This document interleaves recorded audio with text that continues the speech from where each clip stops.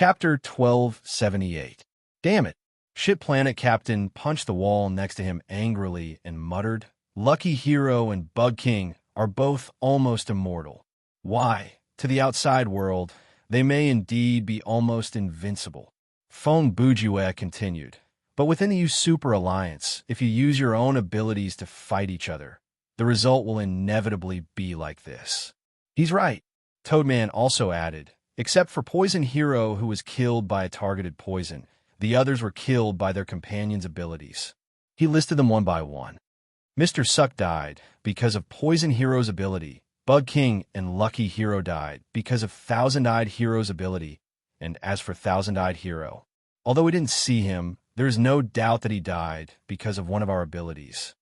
Everyone. The next second, Dr. Yonghung said, have you noticed that no matter what kind of ability it is, the deranged professor can't use it as soon as he meets his opponent? Instead, he can only use it after the battle with his opponent. I noticed that too, Tin Man said. The Tin Foil Man continued. Presumably, the activation condition of his duplication ability is that the contact time with the other party reaches a certain standard. Bang! Just as the Tinfoil Paper Man said this, there was a loud bang. The wall on one side of the cabin was kicked open by someone.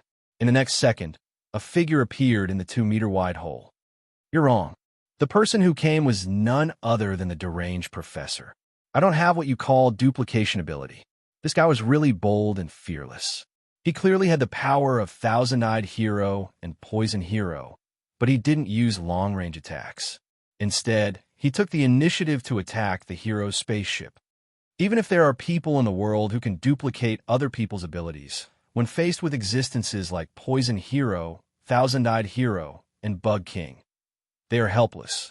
The deranged professor said as he walked into the cabin, because their abilities are based on physiological structures and even involve hyperdimensional power. This is not a power that can be achieved by simple cell imitation. Oh, Toadman heard this and asked, then what did you do? At this point, Toadman and the others were not in a hurry to make a move, because if they did, they might not win.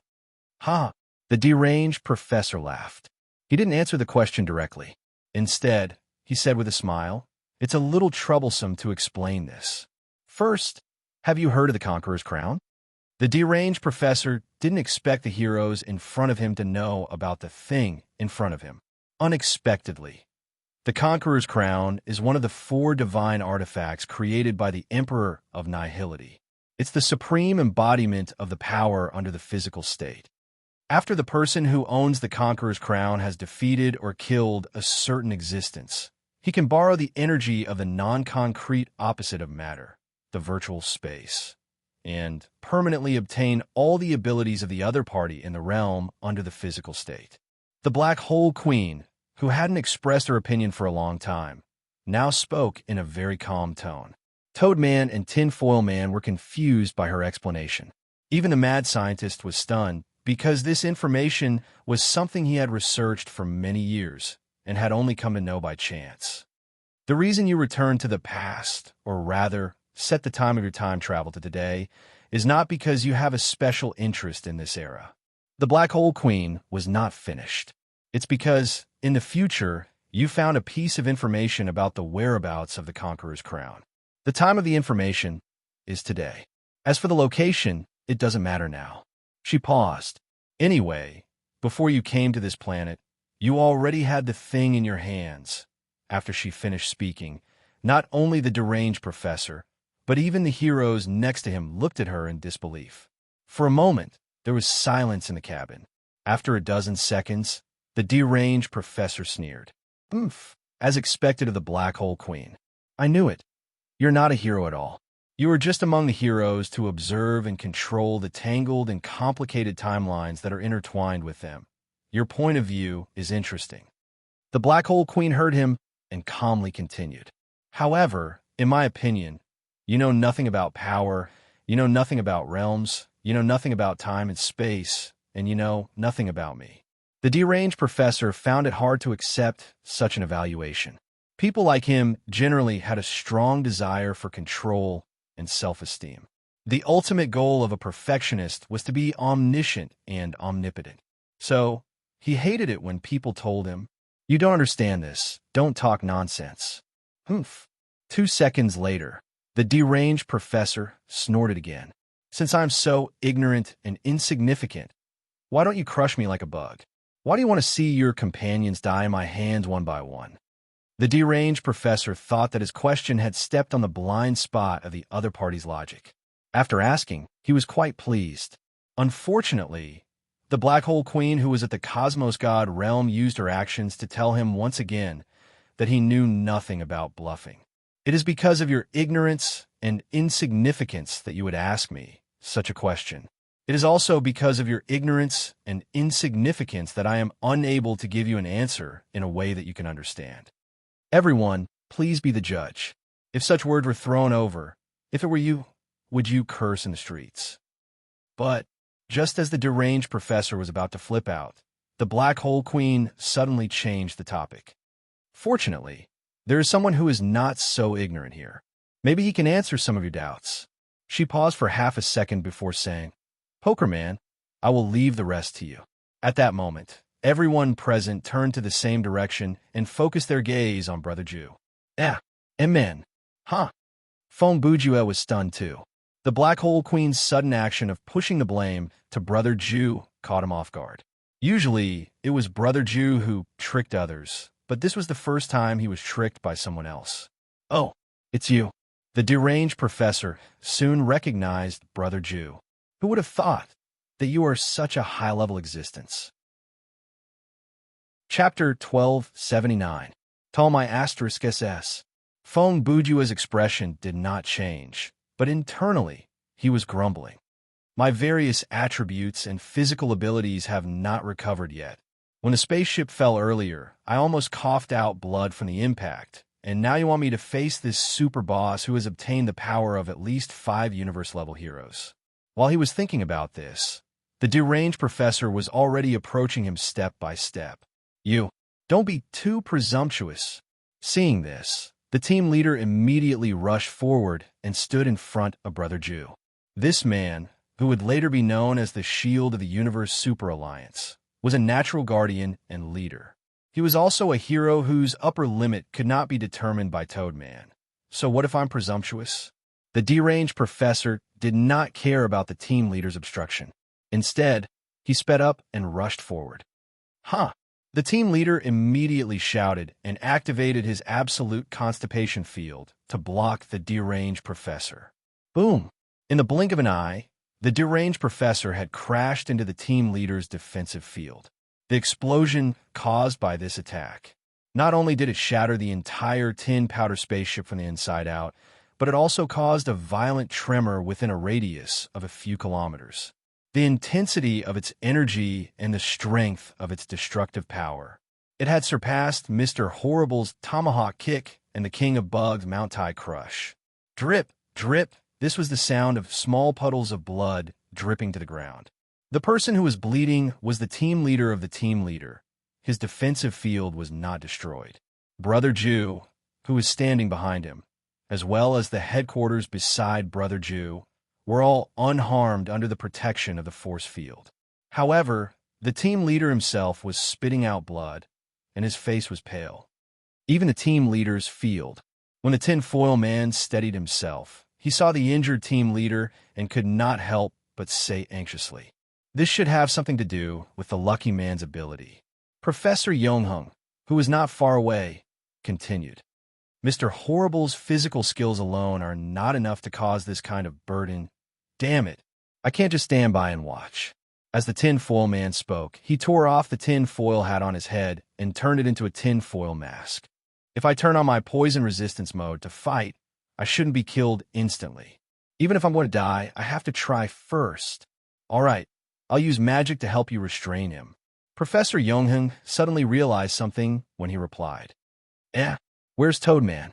Hearing this, the tinfoil man immediately looked around with his tinfoil masked face. Where did he go?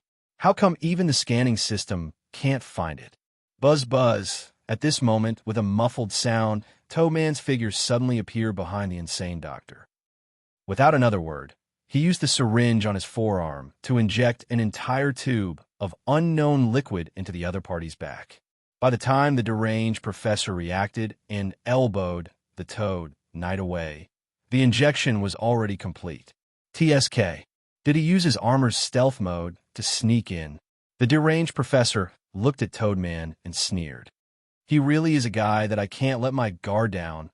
Whoosh! Before the deranged professor could recover from the surprise attack, the sound of a beam weapon piercing through the air rang out again. It turned out that the tinfoil man, who saw what happened just now, decided to follow up with another attack. He activated the molecular collapsing cannon on his chest, hoping to catch the deranged professor off guard. This type of attack was very powerful, but it would also deplete the energy of the tinfoil man's armor very quickly. Therefore, the deranged professor would only use it as a last resort. But now, facing such a powerful enemy, there was no reason for him to hesitate. He's not going to give up on this side. The deranged professor muttered to himself. He tapped his feet and was about to dodge the attack. Obviously, he was not the kind of person who would take every attack head-on just because he thought he was invincible. Even if he knew that the attack was not that threatening, he would still try to dodge it. Unfortunately, he did not manage to dodge it in the end. It was not that the deranged professor was not fast enough. It was just that the moment the attack came, his body was suddenly immobilized. He immediately deduced that the source of this control came from Professor Younghun. Whoosh!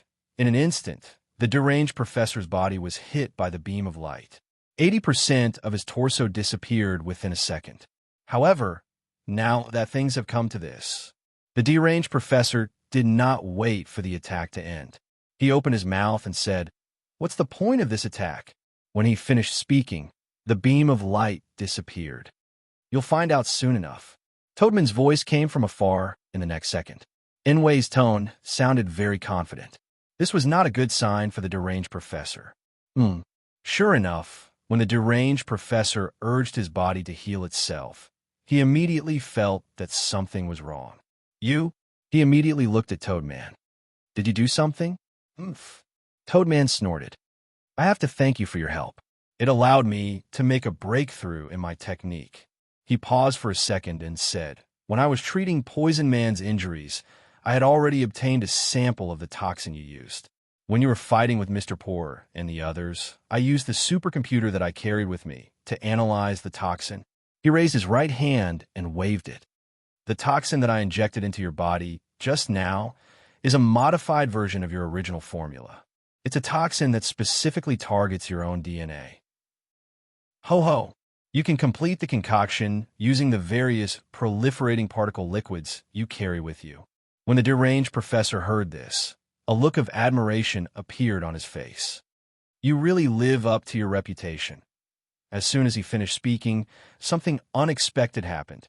The deranged professor had just finished praising Toadman when his body instantly reconstructed and completed a self-directed slap to the deranged professor's face. "What?" With a shocked expression and tone, Toadman uttered a line that would cause the deranged professor's fashion sense to plummet. "And you?" Then the deranged professor turned around slowly and looked at the tinfoil paper man. "The collapsing cannon is pretty good. It's lightweight and practical. With my technology, I'm afraid I can't transplant that kind of weapon onto such a light armor. But I can see that in terms of energy, you have some problems that you haven't solved. It's probably because of your obsession with clean energy that caused your technology to stagnate. If you let me design the energy system of that armor, its overall combat effectiveness can be increased by at least 40%. After the deranged professor finished speaking to Inwei and Taz, he looked at the other professor present. "As for you, Professor Younghun, I think the only thing I can say to you is whoosh." At this point, suddenly, the deranged professor released 2 energy waves with his eyes and pierced through Professor Younghun's chest. "Please hurry up and die. Otherwise, I won't be able to rest easy." Chapter 1280. Professor Younghun wouldn't die so easily. After all, he was still an Earthling. Even though Earthlings, regardless of physical strength, brain power, or technological level, were not considered the best in the universe, Earthling's ability to fight with others was one of the best in the universe. A strong sense of individuality, rich fighting experience, could be said to be an innate talent of Earthlings. And as an Earthling who was strong enough to be ranked among the heroes of the universe, Professor Younghung was naturally not easy to deal with. Furthermore, the insane professor's cold arrow easily pierced through Professor Younghung's chest. Almost at the moment of success, he thought that Professor Younghung was definitely beyond saving. However, 2 seconds later, Professor Younghung, who was pierced by the energy wave, his body suddenly emitted a strong light. Then, he actually disappeared into thin air. What? When the insane professor saw this scene, he was confused. The tinfoil paper man, standing a few meters away from Professor Younghung, reacted quickly and smiled. Ah, this sly old man. After the meeting, the one who boarded the ship was actually a mirror image entity. He guessed right. The real Professor Younghung didn't even come to planet exploding. In the space base, when everyone left the meeting room to do their own preparations, Professor Younghung returned to his room and created a mirror image entity. This mirror image entity was different from the insane professor substitute. The insane professor substitute was a real, transformed person. It was a scientific creation that needed a physical object to create. But Professor Younghung's mirror image entity could be created out of thin air. It was a magical creation. The power of the mirror image was about 70% of the original body's power. It was directly controlled by the original body. When controlling the mirror image, Professor Younghung's original body had to enter a meditation state. Only then could his thoughts stay on the mirror image. Once the meditation state was interrupted or the mirror image was destroyed by a certain degree of attack, the magic would lose its effect. Now, the insane professor's attack had undoubtedly destroyed the mirror image, but Professor Younghung himself was safe and sound.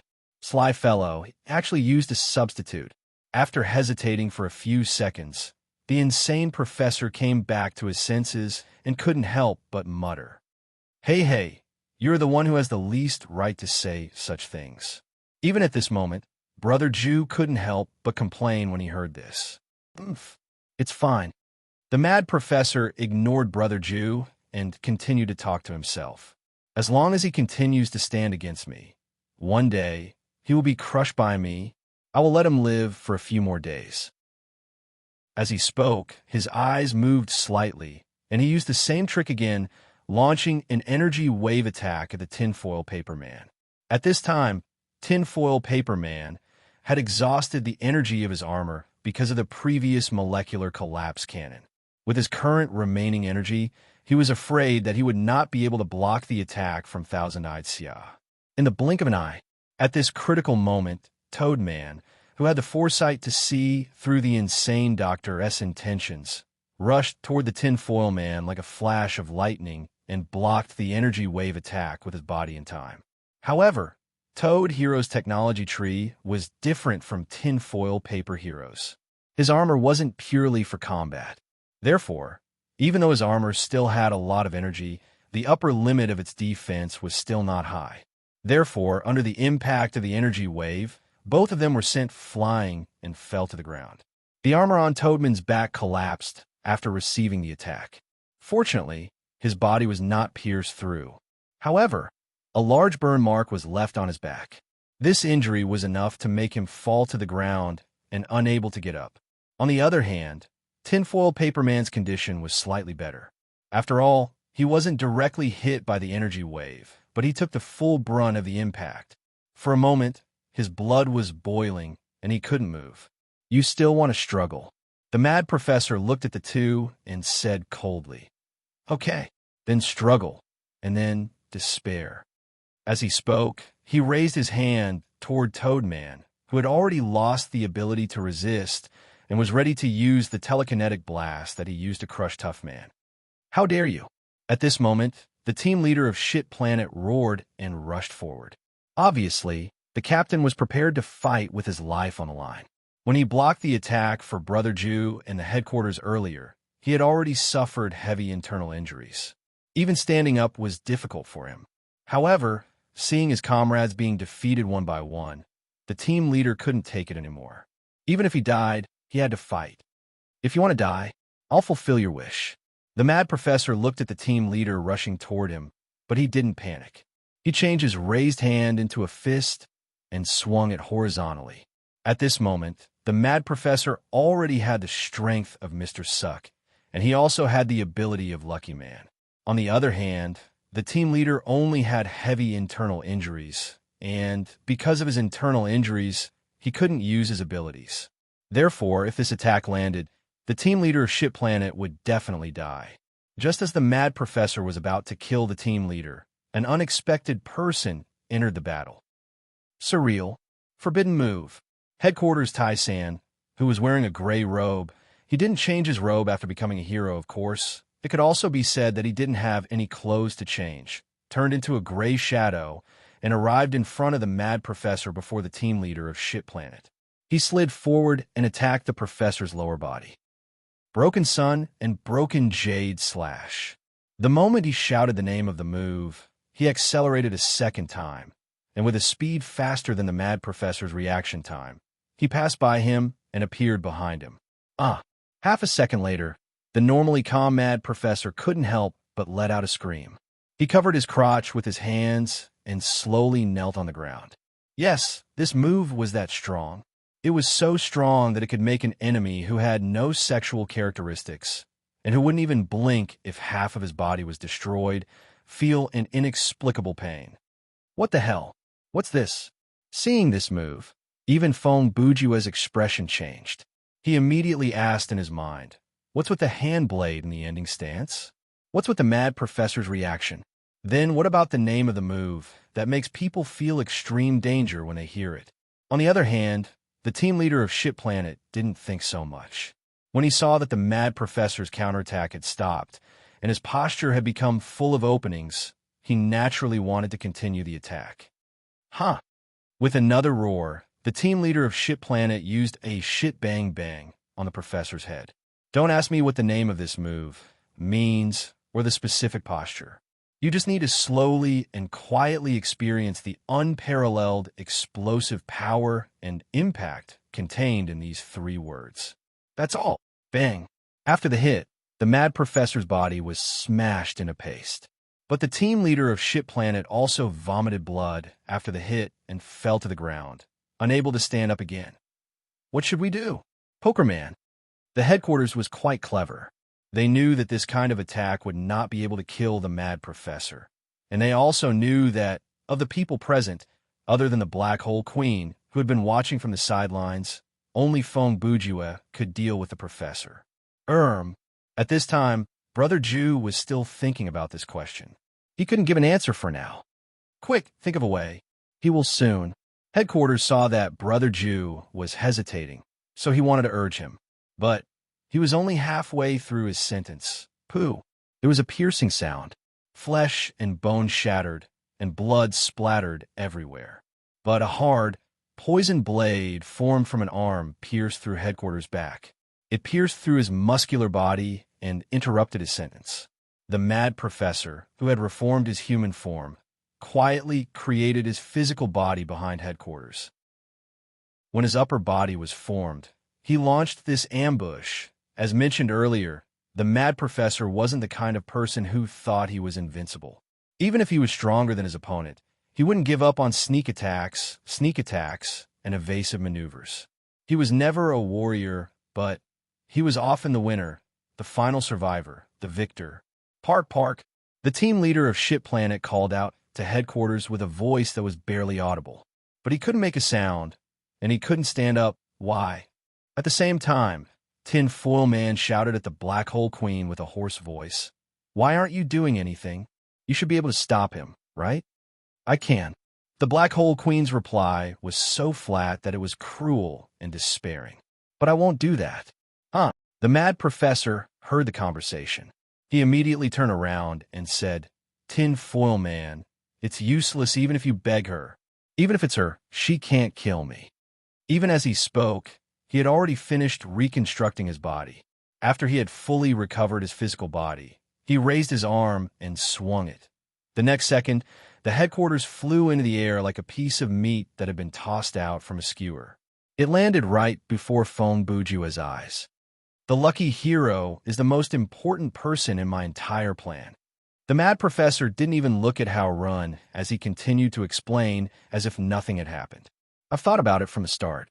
By using an attack from another dimension, I could avoid the influence of luck in this universe and kill the lucky hero. For that, I prepared a few countermeasures. Just obtaining the Thousand-Eyed Hero's ability is obviously not enough.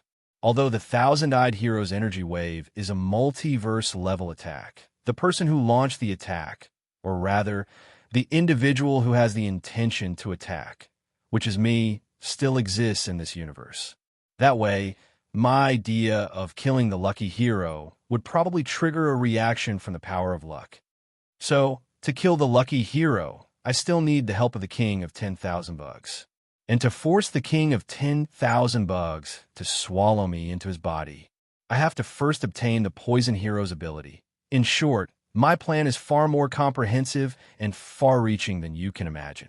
I've already made detailed deductions about all kinds of situations and possibilities, including your personalities, possible strategies, who will appear in front of me first, how to obtain the ability of the first person to come into contact with me, and so on. I know everything like the back of my hand.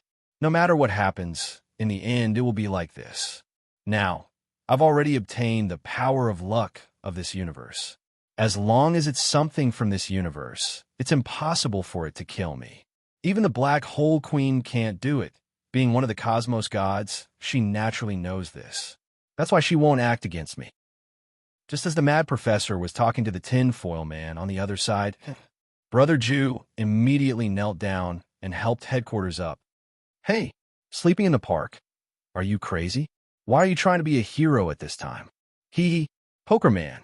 At this moment, the pale headquarters laughed. Have you forgotten? I'm originally a hero. Huh? Feng Bujue continued. You're quite honest. It's only been a while since you passed the exam. This isn't a matter of time. Headquarters interrupted Brother Jew. This sentence made Feng Bujue's heart tremble. Honestly, I don't know why I'm standing up. Perhaps it was the final radiance of the setting sun. Headquarters' tone was very calm. It was just that the purple substance on the surface of his skin was increasing, indicating that the poison was spreading. Whether the mad professor rules the universe or not has nothing to do with me. Even if I can't return to the future, I can accept it. Anyway, I just need to escape to any corner of the universe and sleep in my park. When Headquarters said this, his pupils and the whites of his eyes turned purple. It seemed that the poison had already entered his brain. But I don't want to do that. Headquarters continued. It is when you face a powerful existence that you make the decision, the choice that you decide who you are. If I retreat here, I can keep my life, but I will lose something more precious than my life forever. He paused. My death may not be remembered, nor will it be appreciated. It may even be considered a foolish act, but I don't care. At least, I die like a hero. That was the last thing Tyson said. Feng Bujue never thought that Headquarters would die. He thought Headquarters was the safest of all the people present. This was because the war god of the park didn't need to get involved. He didn't have any power that the mad professor wanted. In fact, until now, Brother Jew thought Headquarters' purpose of joining the U Super Alliance was to practice martial arts with him. When we go back, we can practice martial arts together. Ha ha! Before landing on Planet Blast, Headquarters was still laughing like a fool. Compared to the Chalian gods around him, he was indeed just a mortal existence. But it was this kind of mortal who used the last 5 minutes of his life to teach Feng Bujue a lesson. Chapter 1281. Now, after taking down 10 heroes, including the Headquarter, the mad scientist finally stopped his killing spree and turned to the Black Hole Queen. Perhaps we can sit down and talk about a deal. A deal. The Black Hole Queen repeated the word with a confused tone. You see, the professor continued, right now, the Tinfoil Man, Toad Man, and the Dung Star Captain are still alive. Obviously, the mad scientist was only interested in these universal-level heroes, and Brother Jew, the galactic-level hero from the future, was completely ignored by him. I can take their lives immediately, or I can let them live. The mad scientist said, and your attitude toward this matter may change my decision. After he said that, he waited for a few seconds, but the black hole queen did not respond. So, the professor continued, perhaps I did not express myself clearly enough. He paused for half a second before continuing. Let's put it this way. At this moment, the three of them have already been defeated by me, and their powers have been taken by me. Under this premise, there is no need for me to kill them. Of course, I need a reason to keep them alive. You want me to help you find the other 3 divine artifacts of the Emperor of Nothingness? The Black Hole Queen followed the professor's lead and asked. Since you understand, then, the mad scientist said as he walked to the Dung Star captain who was closest to him. He raised his hand at the Dung Star captain, which meant, if the Black Hole Queen rejected his deal, then he would immediately take the captain's life. I am really confused. The Black Hole Queen's reply was, how did you come to the conclusion that I might negotiate with you? Humph. Looks like you don't care about these people's lives at all. The mad scientist scoffed. That's why I said, you know nothing about me. The Black Hole Queen replied, the kind of threatening trade that you proposed, in my opinion, is just a foolish action that stems from your lack of understanding of time and cause and effect. Then there is no room for discussion. The mad scientist said as he waved his hand and released an energy wave at the captain. However, his attack did not land on the captain's body as he had expected, because the moment he released the energy wave, the captain was no longer where he was. At that moment, the deranged professor seemed to see something from the corner of his eye. He immediately turned his head and saw a figure in a long purple suit had already carried the captain to the side of the tinfoil man and Toad Man and slowly put him down. Toad Man should have some medicine that can be used for first aid. When Fong Bujua put the captain down, he turned to the tinfoil man. The tinfoil man was surprised. First, he was surprised that Brother Jew was able to save the captain. Second, he was surprised by Brother Jew's speed. Second, should be, then I'll leave this place to you, Brother Jew said as he stood up. You man. Black hole man's, the black hole manus this time. The professor did not use any long-distance energy wave because after seeing what Brother Jew did earlier, he knew, with a man's speed, any long-distance attack would have a hard time hitting him. Therefore, he chose to directly use physical techniques to deal with it. Anyway, the doctor now had Mr. Suck Strength, Poison Man's poison attribute, and Lucky Man's luck. He was invincible in close combat. Theoretically, yes, but that's an expected reaction. When Fong Bujua's lazy voice rang out, the deranged professor's attack had already missed, and the scenery in front of him suddenly changed, which surprised him slightly. 2 seconds later, the deranged professor came to his senses. He looked at his brother Jew, who had retreated a few meters away. You have the ability to teleport? This skill is called Sandstorm, Fong Bujua replied calmly. The sneak attack from behind, as Brother Jew said, was within his expectations. If he wanted to dodge, it was not impossible.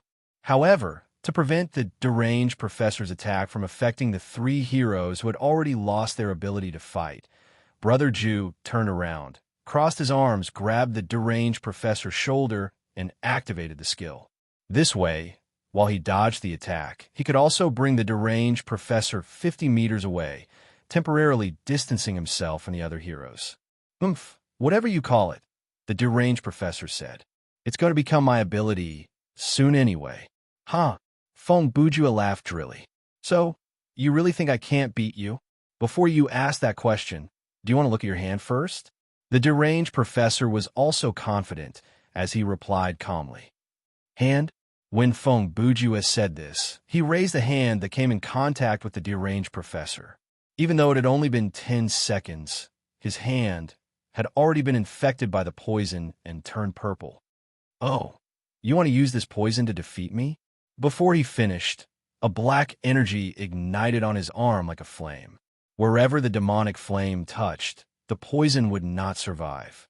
Brother Jew's arm instantly returned to its normal color. What is that? This time, the deranged professor was really curious, because Fong Bujua's ability was enough to make him take him seriously. This is different from your biological level, roundabout anti-poison method. Feng Bujue did not mind explaining that to him. There are many high-level existences in the multiverse who are not affected by things like poison. With the mana-fighting power that I possess now, I can neutralize this kind of poison like breathing. Without a doubt, Brother Jew had already activated War Demon. This was why he had gained that incredible speed and could use other skills. In fact, Feng Bujue had already thought of using War Demon as a lifesaver in an emergency. Since the cost of this title was not fixed, it was all life points, stamina points, and sorcery points. Therefore, no matter how much the upper limit of these 3 points was reduced, or how much the actual value was depleted, it could be used. And in the 3 minutes after demonization, the limitation on his physical fitness was removed. His life points broke through the upper limit and became 300%. His stamina points and sorcery points were basically infinite. Even though he couldn't use any equipment or items during this period, except for psionic weapons, against an enemy like the Mad Scientist, those physical items, of course, the razor didn't belong to the category of physical weapons, were useless in the first place. The power of the War Demon. The deranged professor mumbled. I have never heard of such a power, but I don't think it poses any threat to me. Why? Feng Bujue asked. Just because you have unlimited self-regeneration? Unlimited self-regeneration alone is not enough for me to be confident. The deranged professor replied. After all, there are still some ways to destroy me. He paused before continuing. For example, the molecular collapsing cannon of the tinfoil man. If its damage output is increased several times, it can envelop my entire body within its attack range, and then it can destroy me. He paused for a moment. Another example is the reverse toxin that Toad Hero injected me with to target my self-healing ability. If its toxicity had been stronger, it would have killed me before I could react. At this point, everyone knew that he was going to say but the deranged professor did not disappoint. These hypotheses did not come true. The energy of the tinfoil man was not enough to sustain me until I was completely burned, so I was left with the remaining body parts. The effect of Toadman's poison was not fast enough, so I had enough time to use the power of the King of Bugs to change my DNA structure. He opened his hands. These things that have already happened are not luck by chance. They are inevitability guided by the power of luck. It is this inevitability that transcends probability that allows me to stand at the same height as God. When he said God, he did not forget to glance at the Black Hole Queen as if he was announcing something. Oh, I see, Feng Bujue said. Then, how did the lucky man, who once had that inevitability, die? Didn't you hear what I said to the tinfoil man? The deranged professor replied in a slightly impatient tone. I launched an attack from another dimension on him in another dimension. In this case, the power of luck in this universe naturally will not retaliate. In other words, Feng Bujue interrupted the man and said in a concluding tone, as long as we find the right method, even if it is an individual with the power of luck, there is a way to destroy it. His tone and demeanor when he said that made the crazy professor realize something. Instantly, the deranged professor's expression changed drastically. Could it be you have an ability similar to the Thousand-Eyed Man and the King of Bugs? Given that Brother Jew had shown more than 3 abilities, the professor had to make this assumption. That's not it, Feng Bujue replied. It's just, I came from another universe. This reason is enough for me to ignore your power of luck, right? The deranged professor did not answer this question because when he heard the part about another universe, he already knew there was no need to continue this conversation. If he wanted to become the overlord of the universe, he had to get rid of this poker man before him. There was no room for negotiation. Therefore, the professor launched another surprise attack. Before Brother Jew could finish, the professor's eyes had already released energy waves. I already said your reaction is within my expectations. Feng Bujue dodged the opponent's attack with ease. As he moved at high speed, he said in a weak voice, Are you going to use energy waves to attack the tinfoil man and force me to take your attack? What Brother Jew was doing now was something the Black Hole Queen could do, but she would never do it. That was to reveal what the other party would do in the future. This kind of revealing, sometimes it would not have any impact on the future, but sometimes it would change the other party's mind, causing the future to change as well. Then this sentence would be useless. Similarly, other than revealing, interfering in action was more direct, and basically, it would change the future 100%. Therefore, the Black Hole Queen would definitely not do something like this, because every little interference could have unpredictable effects on the future timeline. The consequences of these effects, some could be corrected, some could not. Constantly interfering with the future meant that the act of foreseeing the future became futile and absurd, because every action one took would create a new situation.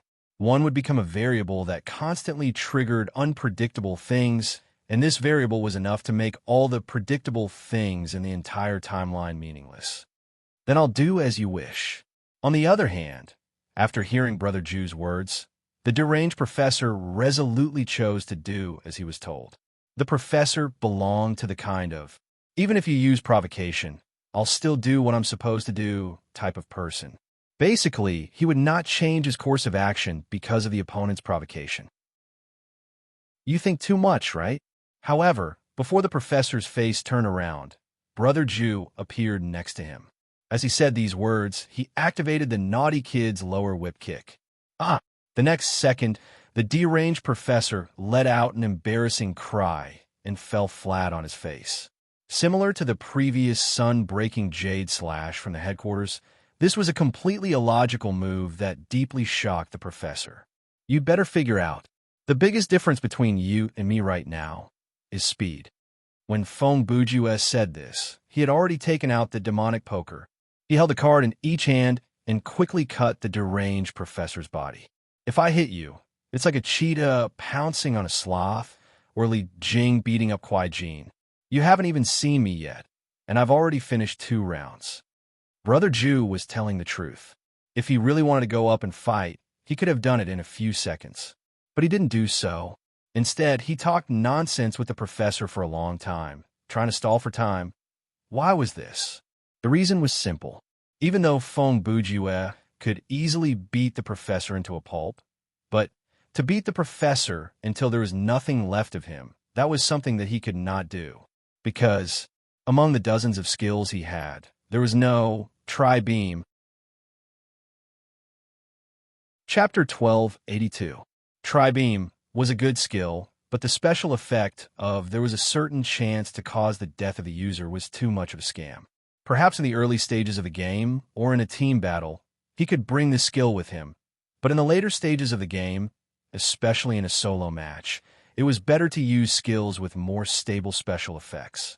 After all, once the negative effect of Tri-Beam was triggered, it meant that he would fail the solo scenario. Therefore, Brother Jew did not equip this skill, but who would have thought? In this exploration mode, he would run into a boss that he had to blast until there was nothing left of him. Therefore, at that moment, Brother Jew was caught in a rather awkward situation. Earlier, to save the captain, I activated Descent of the War Demon. Feng Bujue used the poker cards to chop at the professor's body, as he thought to himself. Even though I have a great advantage in this form, to solve the problem at its root, I still need to use a razor. But in War Demon form, I cannot use items, and when the skill ends, I will be immobilized due to the recoil effect. In that state, to shave my head, it will take at least 2 minutes. These 2 minutes are enough for the mad professor to heal himself several times. Then, even if he uses the most common punch, kick, or laser, he will be able to wipe out the 1% of my life points. After analyzing the situation, Feng Bujue stopped what he was doing because he understood that no matter how much he chopped the man into pieces, as long as the man could recover to the state where he could attack within 2 minutes, the result would be the same. Let me think. Seeing that Descent of the War Demon was about to end in less than a minute, Brother Jew's mind raced. In this dimension, his mind moved much faster than in the real world. It had long surpassed the limit of the human brain, and many thoughts flashed through his mind in 1 second. Perhaps. I can do that. 1 second later, Fong Bujua suddenly opened his mouth to ask the paper man, Kratos, quick, tell me, among the people who were defeated by the mad professor, did any of them have the ability to fly? Tinfoil Paper Man was using the first aid potion on Toadman and his team leader. He was a quick-witted man. I'm not sure if Professor Eternity has been defeated, but he can use magic to fly. I'm not sure about Parkman's situation. Anyway, Inway and I can fly with our armor, and the others can't. All right. Hearing this answer, Brother Ju knew what was going on. He immediately said, Give me your armor. Generally speaking, when hearing such a request, a normal person's first reaction would be to ask, What? To make sure that they didn't mishear. However, Tinfoil Man was not an ordinary person. Although he didn't know what Fong Bujua was planning, he knew that the other party must have a very good reason to make this request. Therefore, Tinfoil Man didn't even waste a few seconds to say the word what. Without saying anything, he took something off his armor and threw it to Brother Ju. Fong Bujua caught the object and looked at it carefully. It was a control device worn on his wrist. Press the red button. Tinfoil Man's voice sounded the moment Brother Ju caught the control device. Fong Bujua didn't hesitate and pressed it immediately. In an instant, the full set of tinfoil armor on Tinfoil Man automatically detached from his body and flew towards Brother Ju at an extremely fast speed. Be careful not to get hit. Then, the Tinfoil Man reminded him again because he himself had many experiences of being hit all over his body when he was doing this kind of flying through work. No problem. Fong Bujua was very calm. He had fighting demon level physical arts and zero-time difference calculation. How could he be hit by a flying object at this speed? Ping, ping, ping, ping, ping. For some reason, the armor made a strange noise when he put it on. It was like the scene where he put on the holy garment in a cartoon. It was clearly a hard object hitting his body, but it made a sound like a mech assembling. Of course, that kind of thing was fine. In any case, Fong Bujua used a series of flashy maneuvers to put on the full set of Tinfoil Man armor in just a few seconds. Since the size of a mudman was very similar to that of a human, the armor fitted Brother Ju perfectly. Hello. Welcome to the Tinfoil Combat System. Checking your body data, the moment he put on the helmet, a gentle male voice spoke into Brother Ju's ear in a system accent. Can you stop the scan and save some energy for yourself? Fong Bujua replied without thinking. Because, as soon as he put on the armor, a virtual projection interface that only the user could see appeared in front of him. At this time, the most conspicuous thing on the interface was a battery-like symbol on the upper right corner, and that symbol's capacity was only 2%. Scan stopped. How can I replenish your energy? Fong Bujua quickly asked. Solar energy, thermal energy, bioelectricity, and other energy sources can be used. Mr. Kratos' energy furnace can also be used. Immediately shut down all systems except the energy collection system. Fong Bujua gave the next order without hesitation. Are you sure? If Fong Bujua had no intention of listening to the whole thing, he interrupted, When do you want to activate it again? Wait for my signal. Understood. While Brother Ju was communicating with the tinfoil armor system, on the other side, the insane professor had completed his self-healing. I thought you were going to do something. When the insane professor saw Brother Ju in the armor, he already made a deduction. You said a lot, but in reality, you don't have the ability to kill me directly, right? He snorted. Oomph. So, your idea is to use bioelectricity to charge the armor, and then use the molecular collapsing cannon on me? Of course not. Fong Bujua immediately denied the man's speculation and replied, Didn't you say it yourself? Due to the limitation of the energy system, even if the armor can fire out the molecular cannon at full energy, it won't be enough to completely destroy you. So you can understand. The insane professor said with a slightly sarcastic tone. So, what are you trying to do? I want to take you to heaven. Brother Ju's answer confused the other party. Huh? That was the last word the insane professor uttered before he ascended to heaven. In the next second, Fong Bujua appeared in front of the professor with a speed that far exceeded his ability to react. With a spring of his leg, he sent the professor flying. What a senseless move. As the insane professor flew through the air, he turned to look at the tinfoil man and the others on the ground. It seemed like he had not given up on attacking them.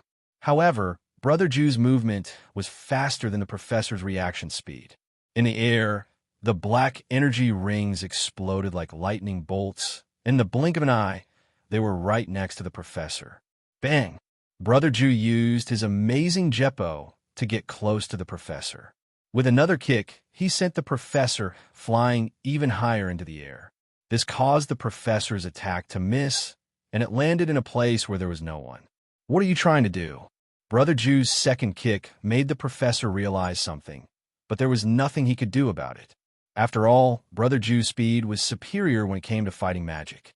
Oomph! I told you, go to heaven.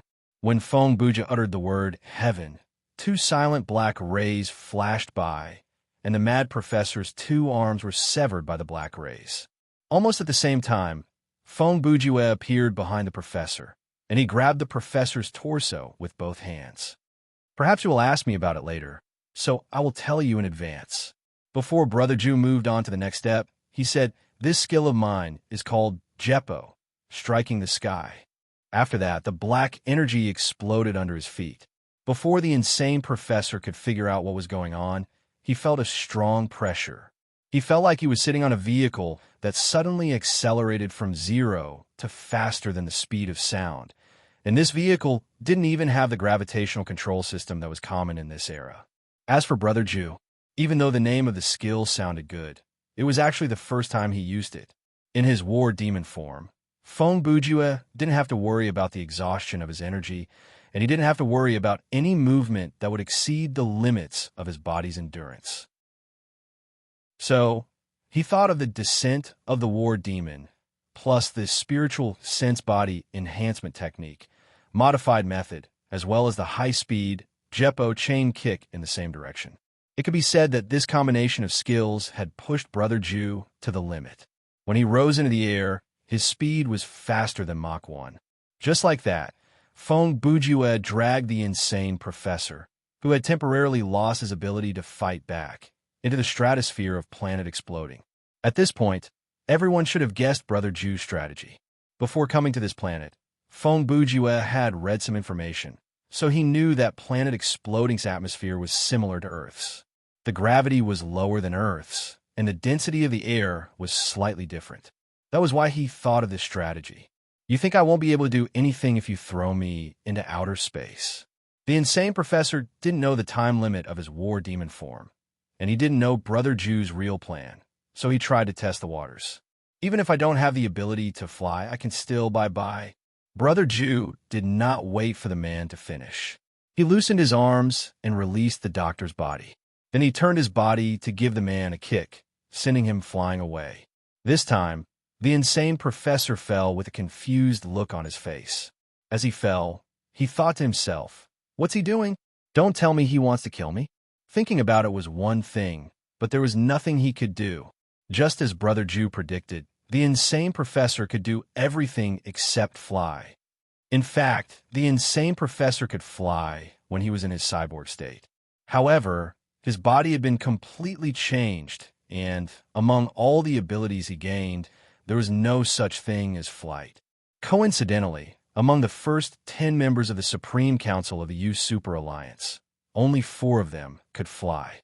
The Tinfoil Man and Toad Man could fly, but they didn't rely on their superpowers, they relied on their armor. The Black Hole Queen could also fly, but she couldn't be defeated. Taking a step back, as an existence on the same level as the Emperor of Nothingness, even if she lost, she wouldn't be affected by the effect of the Conqueror's crown. So, in the end, only Professor Yongheng was left. At this point, one had to give credit to the cunning Professor Yongheng, who was far away in the space base. It was because of this cunning old man that the insane professor couldn't really defeat him. It was also because of this that the Conqueror's crown didn't gain his magic power. As for the other 6 heroes, Captain Shit, Thousand-Eyed Man, Poison Man, Bug King, Lucky Man, and Mr. Suck, plus Taizo a park ranger, none of them could fly. Therefore, The only choice left for the insane professor was to free fall and wait until he landed. On the other hand, Feng Bujue's situation was different. When there were only 2 seconds left on the effective descent of the war demon, he let go of the professor and kicked him to ensure that he was at a distance where the professor couldn't attack him. 2 seconds later, the effect of the demonization came. Brother Ju's life points dropped to 1%, and his stamina points and sorcery points dropped to 0.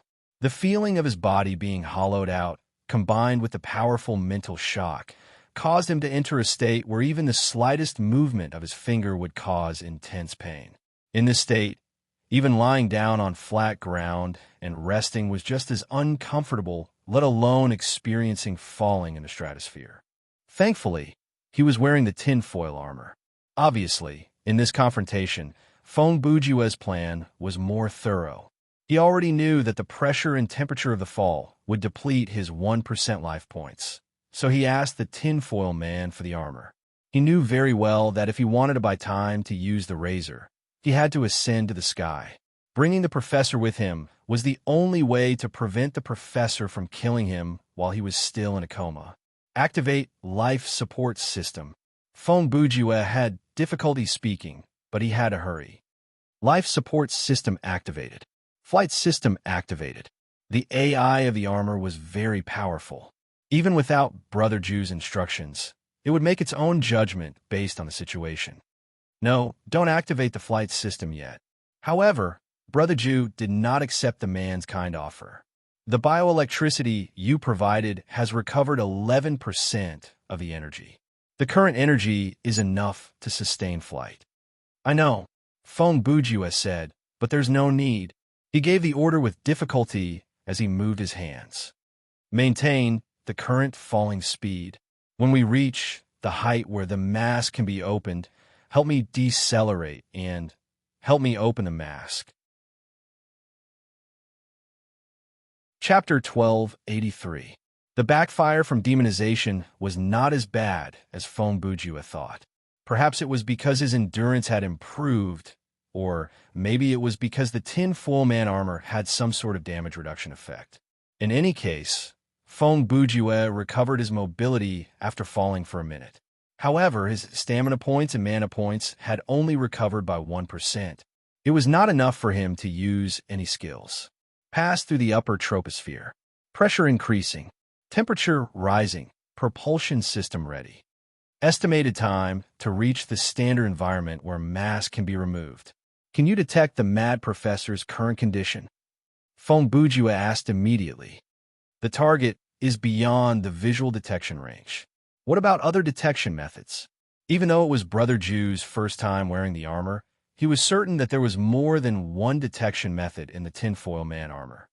Traditional and energy source radars are unable to locate the relevant signal.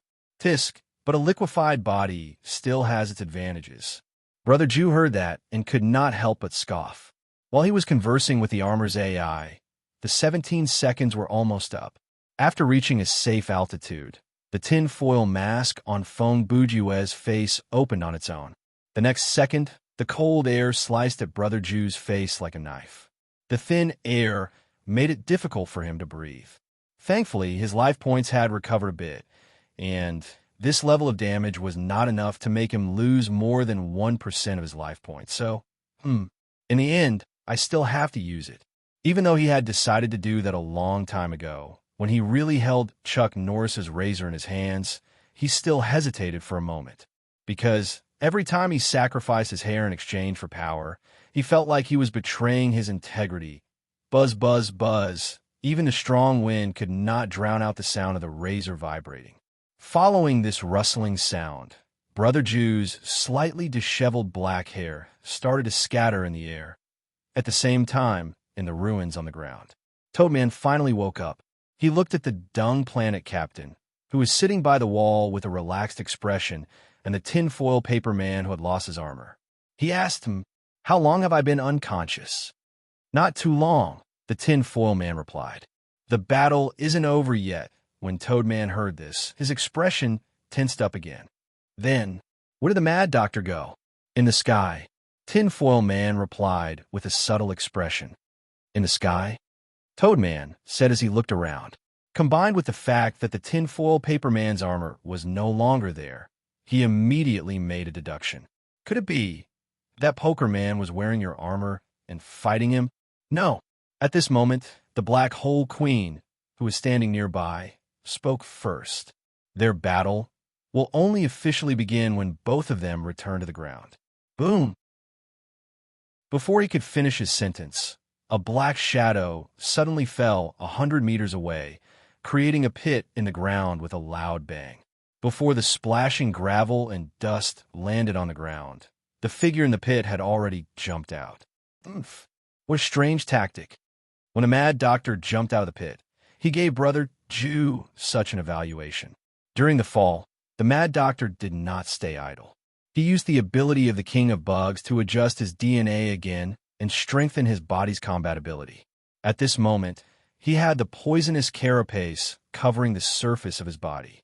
On top of Mr. Poor's super strong physique, he had also mixed in the insect-level mutation power.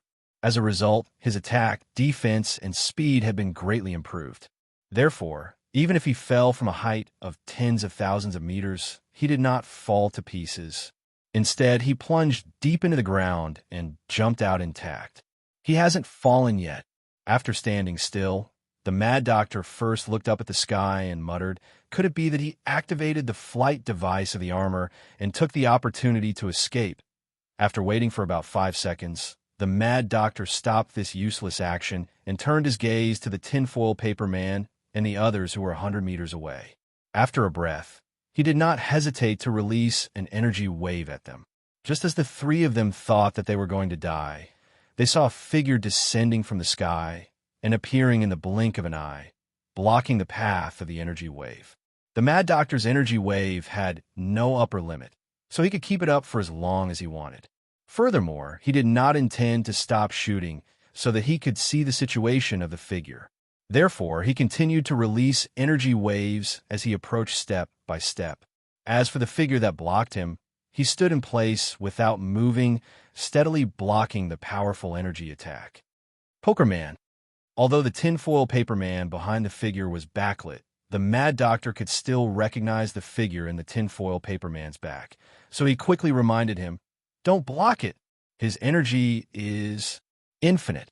Feng Buju interrupted the Mad Doctor with a lazy tone. "Ah, I know that."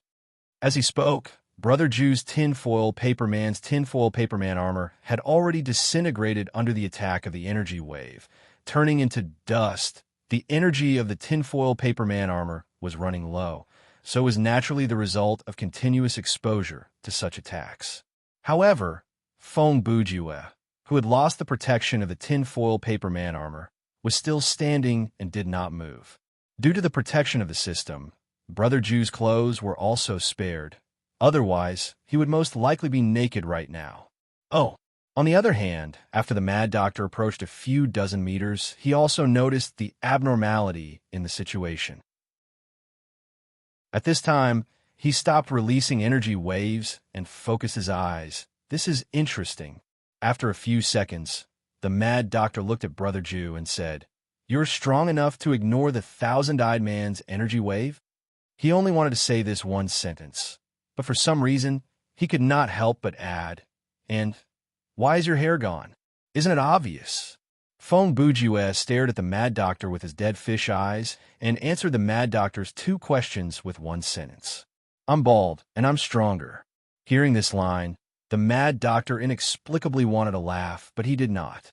Instead, he looked at the Black Hole Queen and asked, "Is this what you mean by the existence that is higher than me and understands more than me?"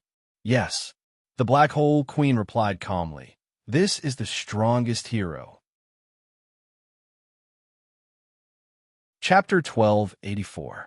In the 100-mile wasteland, the scorching sun hung high in the sky. A murderous aura filled the air. There was no need for words between the two of them. An epic battle was about to break out. Without any warning, one of them made the first move. This person who believed in striking first to gain the upper hand was naturally the insane doctor. His right hand turned into a blade. and a fierce poison was injected into it. With one swift move, it was the calamity of sealing the throat. Facing this vicious attack, Feng Bujue was expressionless. He used the smallest movement to raise his right hand and place it before his neck. Using only his index finger and thumb, he caught the poisonous blade that cut through the air. Even though Brother Ju easily blocked this attack from the mad academician, the shockwave created by the attack sent the surrounding buildings tumbling into the air. "Oh, you seem to have become stronger." After Feng Bujue took the attack, he said in a non-committal tone, "You modified your body when you were falling, right?" Bang, bang, bang. The mad scientist did not answer this question. Instead, he raised his other arm and struck out 3 times. This time, he did not choose to slash. Instead, he used the most direct punch. The result of Mr. Lousy's strength and the insect gene mutation was. Now, every punch of the mad scientist contained enough power to shatter a mountain. But, facing these 3 punches, Feng Bujue merely reached out his other hand. His palm was facing outward, and he blocked the 3 punches accurately, withstanding them easily. It was nothing to him, but the onlookers did not feel the same way. The 3 punches from Brother Ju and the mad scientist caused the ground to shake 3 times. It was as if someone had used a powerful pile driver to hit the ground 3 times. This made the tin foil man and the others who were dozens of meters away feel as if they were sitting on a bumpy vehicle. "Looks like I've underestimated you." The mad professor did not stop attacking. Following that, he launched a series of high-speed attacks at Chengge. As he attacked, he said, "I didn't expect someone like you to exist in the future, you super alliance. After all, I'm a newbie. Aren't I famous?" Feng Bujue calmly responded to the other party and used the same speed as the other party to block every punch and kick from the doctor. "But you can't win against me," the deranged academician said as he suddenly changed his stance. He changed from attacking to grabbing as he leaned forward. In the next second, Feng Bujue felt his waist sink, and then his feet left the ground. What are they doing now? Are they trying to commit suicide on Earth? After Brother Ju was leaped into the air, he was still grumbling like he did not feel threatened at all. "Humph, looks like you don't know much about the members of the Supreme Council," the deranged professor said with a smile. "Fine, I'll show you the ultimate move that Captain Shit failed to use, Heavenly Collapse." The moment the name of the move was announced, the deranged professor dragged Brother Ju and did a 180-degree turn in the air. Then, the 2 of them plunged headfirst into the ground. Heaven's Downfall allows the user to drag a creature, not necessarily an intelligent creature, like feces being washed down a sewer, towards a huge source of gravity. The description sounded like a pain in the ass, but in reality, it was an incredibly powerful ability. The advantage of this skill was that, unless the user stopped the skill or died earlier than the victim would not be able to escape from the skill. Theoretically speaking, the user of this skill could forcefully drag the indestructible creature into the black hole and perish together with it. Of course, the prerequisite was that there was a black hole in the vicinity. The captain did think about using this ability on the professor, but considering that the professor had both the abilities of Poison Man and Lucky Man, he would be the first to die if he used this ability, so he did not use it. After the battle with the professor, he was heavily injured, so it was even more impossible for him to use this ability. However, the deranged professor could use this ability without hesitation. Based on the professor's observation, he believed that Brother Ju's combat ability was above his. He could not defeat Brother Ju, but it would not be easy for Brother Ju to kill him. So, he used this ability. Relying on the effect of Heaven's Downfall, the difference in combat strength between the 2 could be smoothed out, turning it into a contest purely based on physical endurance. Regarding this, the mad professor was very confident. He was not afraid, even if he jumped into the sun. Walking through the heart of the earth was nothing, but it was hard to say whether Poker Man or Brother Ju, his body would be able to withstand such a harsh environment or not, at least from the professor's point of view, a person who had to borrow a combat armor to go to the stratosphere. Even if he could take a beating, he must have a weakness in the environment such as temperature or oxygen. This was the perfect opportunity for the professor to take advantage of. I see. After walking for about a kilometer, Fong Bujue finally spoke again. I think I know what you're planning to do. Unfortunately, knowing doesn't mean you can change anything, right? The professor's confident tone returned. Their current posture was actually quite bad. The professor was hugging Brother Jew's waist from the front, so the professor's head was almost on Brother Jew's chest. Meanwhile, Brother Jew's bald head was like a drill bit, opening up a path to the Earth's core. I have good news and bad news for you. Which one do you want to hear first? Fong Bujue did not answer the professor's question. Instead, he asked a question of his own. Oh, the deranged professor replied with interest. Then I'll listen to the bad news first. The bad news is that you're going to die soon, Fong Bujue replied. The professor laughed dryly. Obviously, he did not believe him. You want to bluff to make me stop? Ha! You're quite good at acting, but it won't work on me. Then, before you die, do you want to hear the good news? Brother Jew did not take the professor's words seriously. Sure, the professor said again. Tell me, what's the good news? The good news is the skill that's going to kill you has a very cool name. A mocking smile appeared on Fong Bujue's face. Compared to the name of the skill, it's crazy cool. Ha! Ha! The deranged professor did not understand the logic of this lunatic. He laughed dryly again and replied, Is that important? Of course it's important. Fong Bujue said, Being killed by a skill with a bad name is worse than death itself. Then I might as well ask. The deranged professor continued, What skill are you going to use to make your so-called bad news come true? You flatter me. When Fong Bujue said that, red energy started to gather in his palms. This is the ultimate of the king-style qigong, unparalleled purgatory heat wave cannon. Yes. Chapter 1285. Above the ruins, the heroes waited quietly with apprehension. No one expected that the one who broke the silence was not the two people who were fighting, but screech. Suddenly, there was a strange sound. Along with this sound, a green ball of light with a diameter of about 2 meters suddenly flashed before everyone's eyes. Then, a figure walked out of the light. How was the situation? Once Professor Yongheng stood still, he asked the tinfoil man and the others. You old fox. The tinfoil man did not answer the question. Instead, he said in a mocking tone, Why are you still here? I'm already very fast, okay? Professor Yongheng replied, When a mirror image was destroyed, I started preparing the teleportation spell. But this is an interstellar teleportation after all. It's difficult and time-consuming, so it can't be helped. What he means is, actually, you didn't have to rush over. Toad Knight at the side continued. Previously, you sent a substitute without telling everyone. Objectively speaking, this has become the key to turning the situation around. However, the current situation is still unclear. We could still be wiped out by the insane professor. Once the situation develops to that point, then you, whose ability has not been replicated, may very well become the universe's last hope. So, it's better for you to stay in the base. Sai, I'm already here. Professor Yongheng spread out his hands and said, I can't possibly go back. He paused and looked around. And what happened during this period of time? Where's the insane professor? As soon as he said this, he felt a surge of some power. This caused his expression to change immediately. That's... As he said this, Professor Yongheng suddenly lowered his head. His eyes stared straight at his feet. No one knew what he was looking at. Can you feel it? The tinfoil man asked. Their life force. Professor Yongheng thought for 2 seconds before replying, No. The power contained in the 2 existences below has already surpassed that level of energy.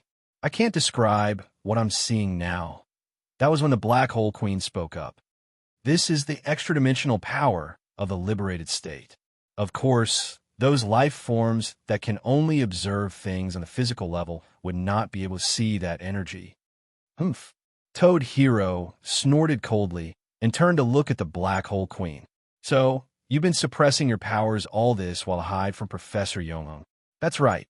The Black Hole Queen replied bluntly. At the same time, it is to prevent you from monitoring and studying me. Tisk, Toad Knight continued. So we've been discovered. That's enough in way. Tinfoil Paper Man patted Toad Man on the shoulder.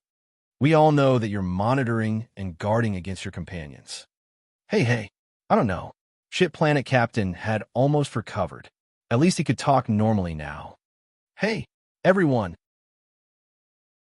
Just as the three of them were getting further and further away from the topic, Professor Yongheng suddenly shouted, "There's a situation underground.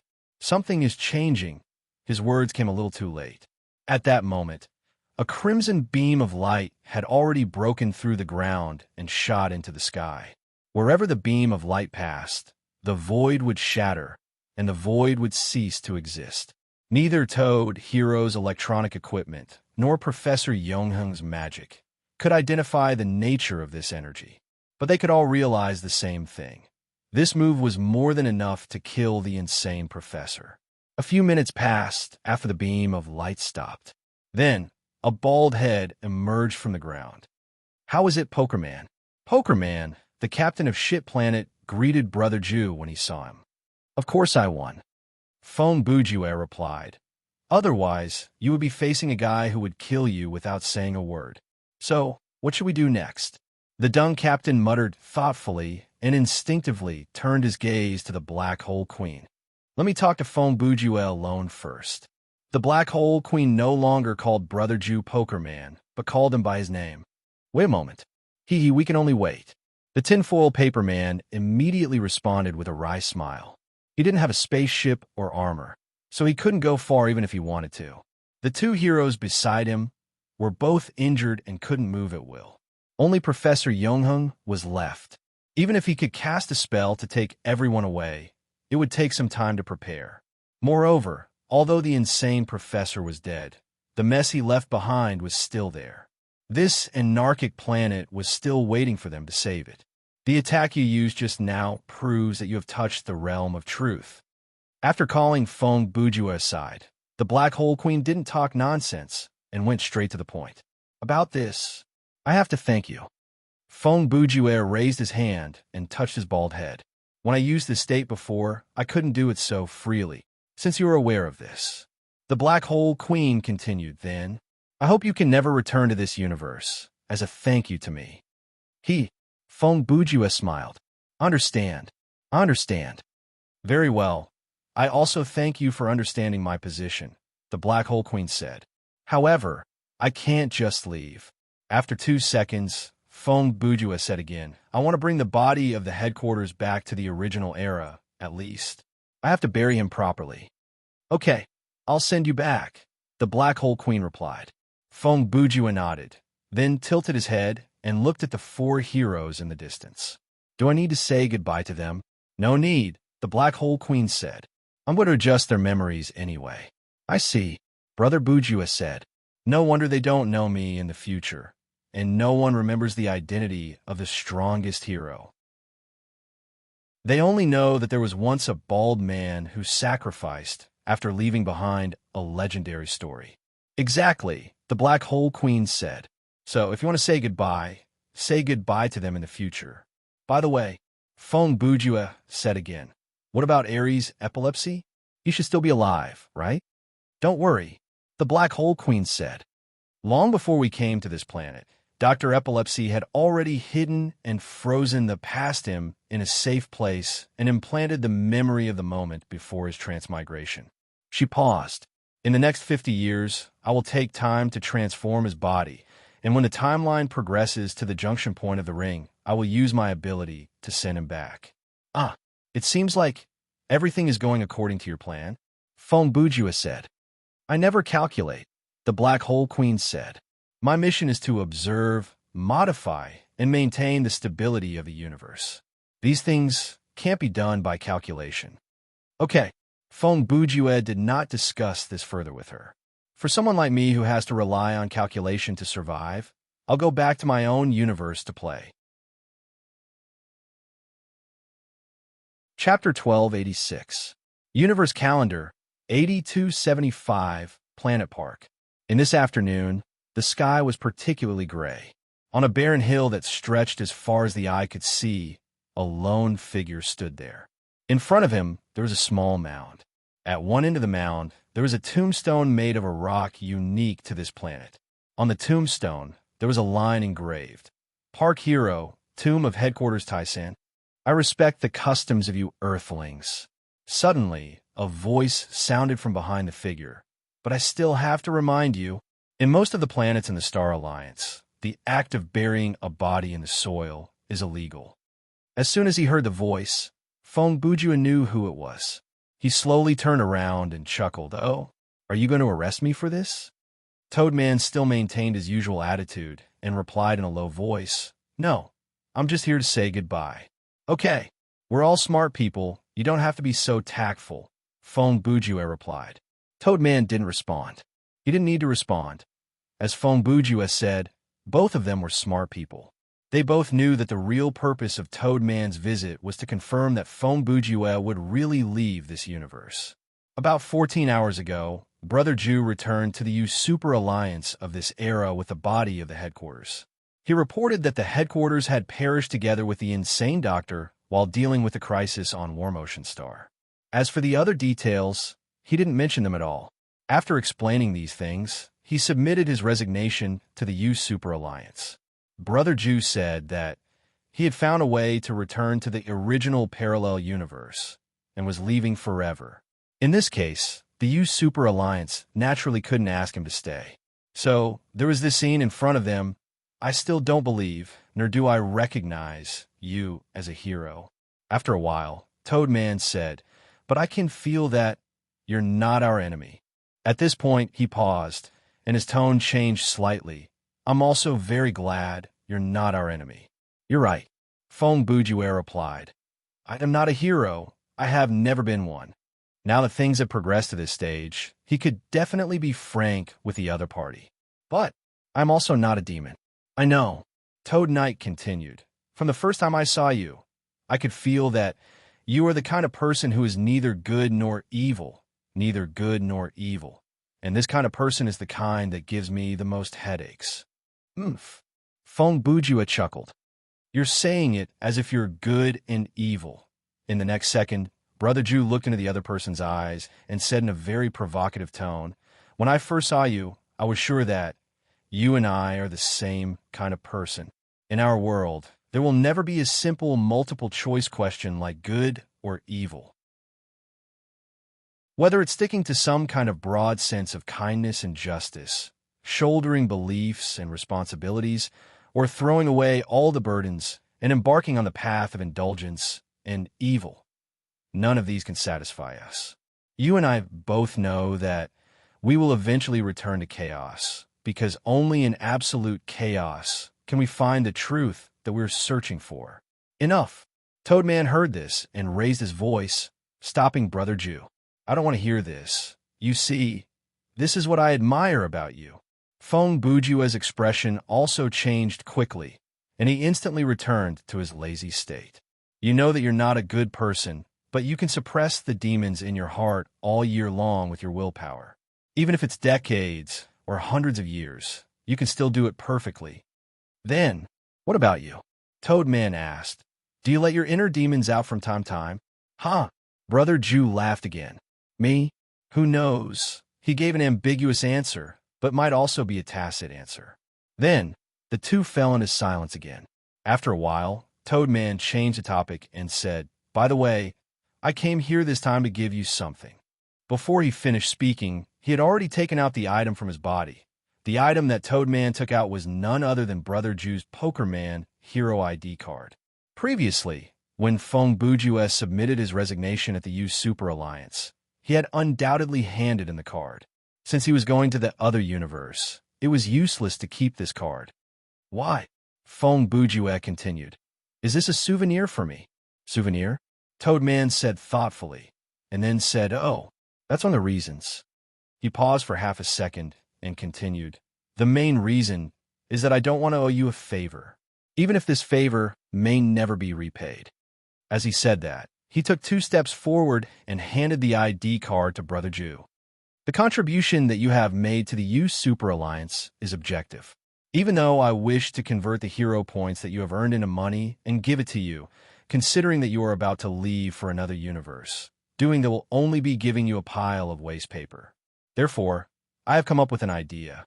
Listening to Toadman's words, Feng Bujue had already vaguely guessed the other party's thoughts. So, he reached out to take the card and said, "Did you do something to this card?" "It's not a big project," Toadman replied. "After all, time is limited." He pointed at the card and continued. "This thing was made by me, Kratos, and Professor Yongung. The 3 of us worked together to make it in 10 universe weeks. Now, it is no longer an ordinary hero ID card, but a transformation card. You can use it to summon a special set of magical armor to wear on your body. This armor will allow you to survive in space and solve the problems of temperature, pressure, and oxygen supply that you Earthlings have difficulty dealing with. Of course, its energy is not unlimited. After it is used up, it will take time to recover and recharge." Feng Bujue was convulsing with joy in his heart, but on the surface, he still acted quite calm. "You're worried that, when I travel back to my own universe, I will fall into outer space, right? That's very thoughtful of you." He paused. "Anyway, thank you. Also, help me thank Tin Foil Man and Professor Yongung." "I will," Toadman said. "Then, last question. You want to know how I go to another parallel universe?" Feng Bujue directly said what Toadman was about to ask. "That's right." Toadman was not surprised by this and only responded calmly. "Don't worry, I won't do something dangerous like forcibly opening a wormhole." Feng Bujue laughed. "I can do this." The moment he said the word, his body turned into a white light and disappeared from Toadman's sight. Chapter 12, 87. Although Brother Jew would be punished for forcefully leaving the free exploration mode outside the safe house, he didn't care about the experience points and game coins. So, he chose a more dramatic way and disappeared in front of Toadman. Not long after he turned into light, Feng Bujue returned to the login lobby. When a familiar elevator appeared before his eyes again, Brother Jew felt like it had been a lifetime since he last saw it. Judging from the date and time displayed on the touchscreen, the game time he spent on this trip was actually only about 30 hours, or 3 hours in real life. Obviously, the time when the Black Hole Queen sent Brother Jew into the real world was not counted in the game time. This was because the hyperdimensional experience did not rely on the power of fate, but the Black Hole Queen's ability. However, from Feng Bujue's perspective, he had been locked up in a mental hospital ward for several months. Even if his body did not change much in the real world, he still wanted to go offline, take a shower, have a midnight snack, and go back to bed to sleep for half the night. Therefore, Brother Jew quickly chose the wake up immediately after going offline option and logged out of the game. Not long after, he woke up in the gaming pod. As he opened the gaming pod and got up, Feng Bujue looked up at the clock on the wall. It was around 4 o'clock in the morning. In the 12th lunar month, this was the darkest and coldest time of the day. Brother Jew exhaled a puff of white air. As I expected, something is not right.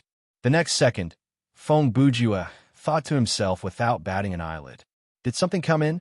Even though he looked calm on the surface, in reality, he had already noticed something was wrong the moment he woke up. "I've only been sleeping with the heater on because I've been slacking lately," Brother Jew muttered as he flipped out of the gaming pod. "But if you like this, wouldn't I have turned it on for nothing?" His words were meant to test the reaction of the uninvited guest. At that moment, the only light source in the living room was the gaming pod in the corner. The rest of the living room was dark, and only a few shadows and silhouettes could be seen. But Brother Jew quickly locked onto his target in the dark. He stared at the person and said that sentence directly. "I didn't mean to deliberately lower the room temperature. It's just that."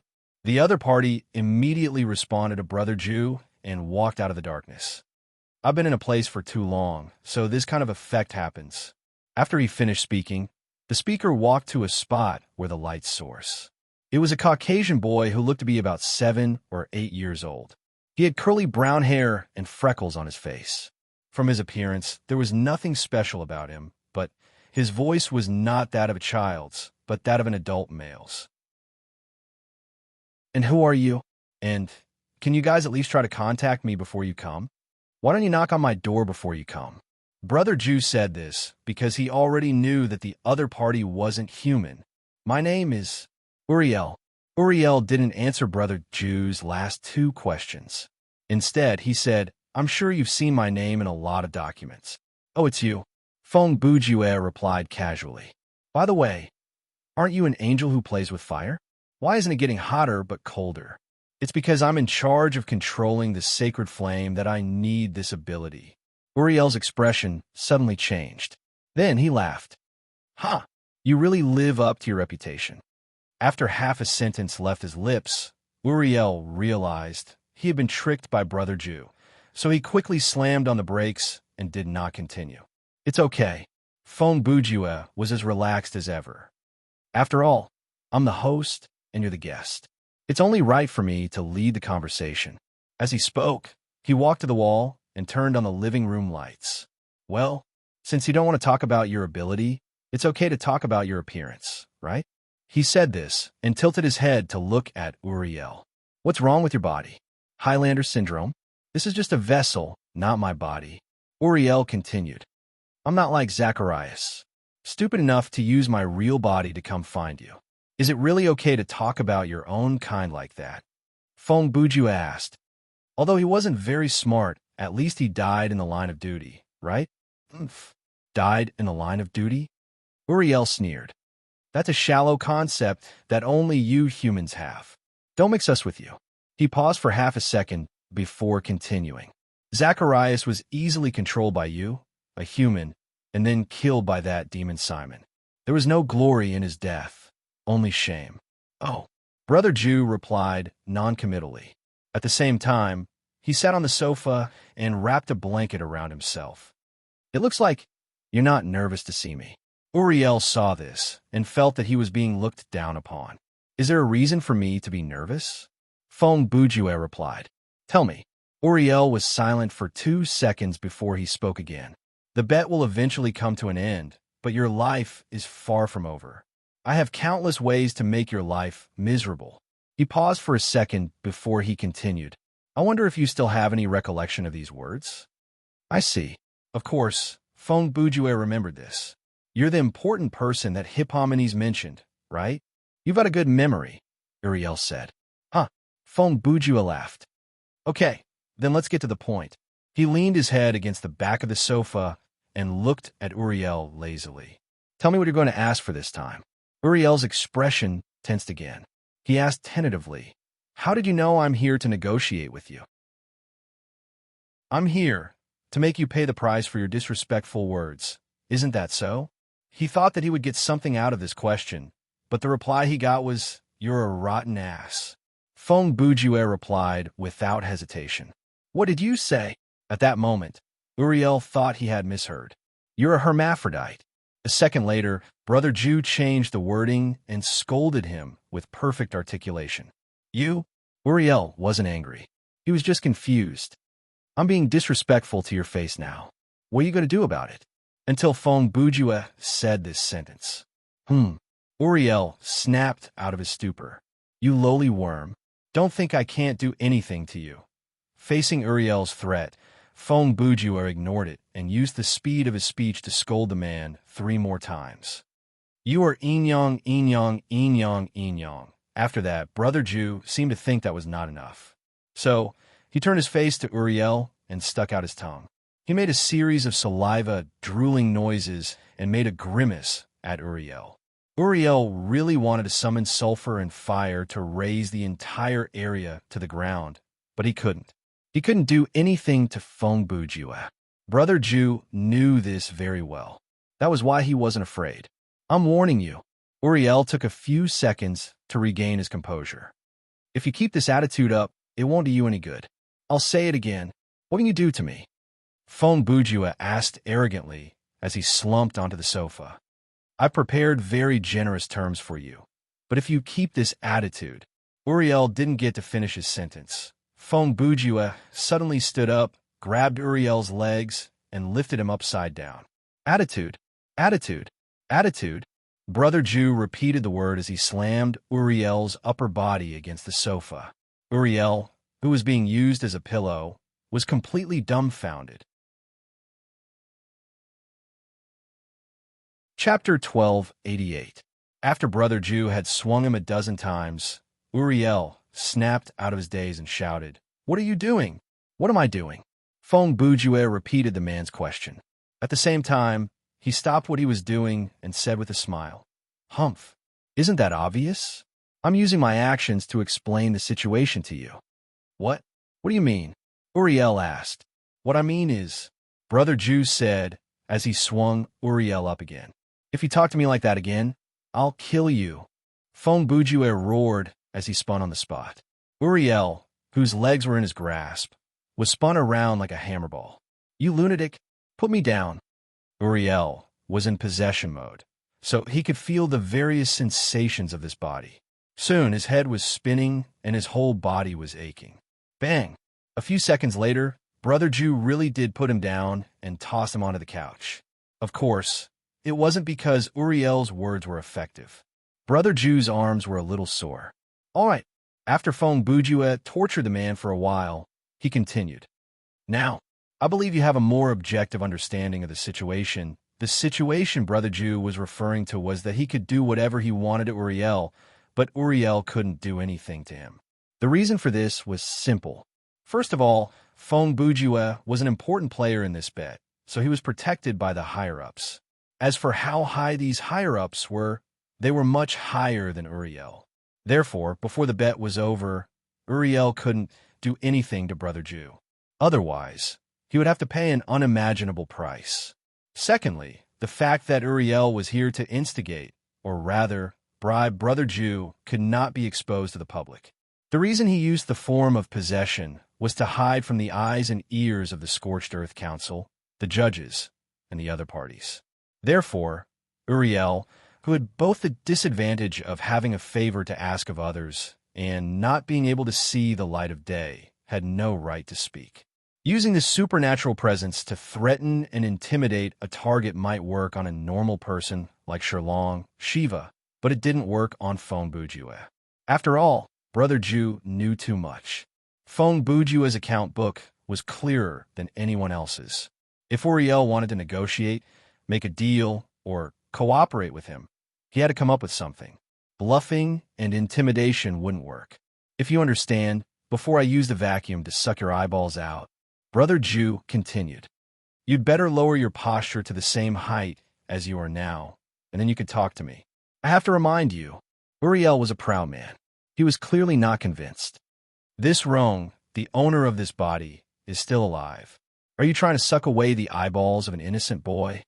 Save that kind of bullsh asterisk T for the people who fall for your tricks."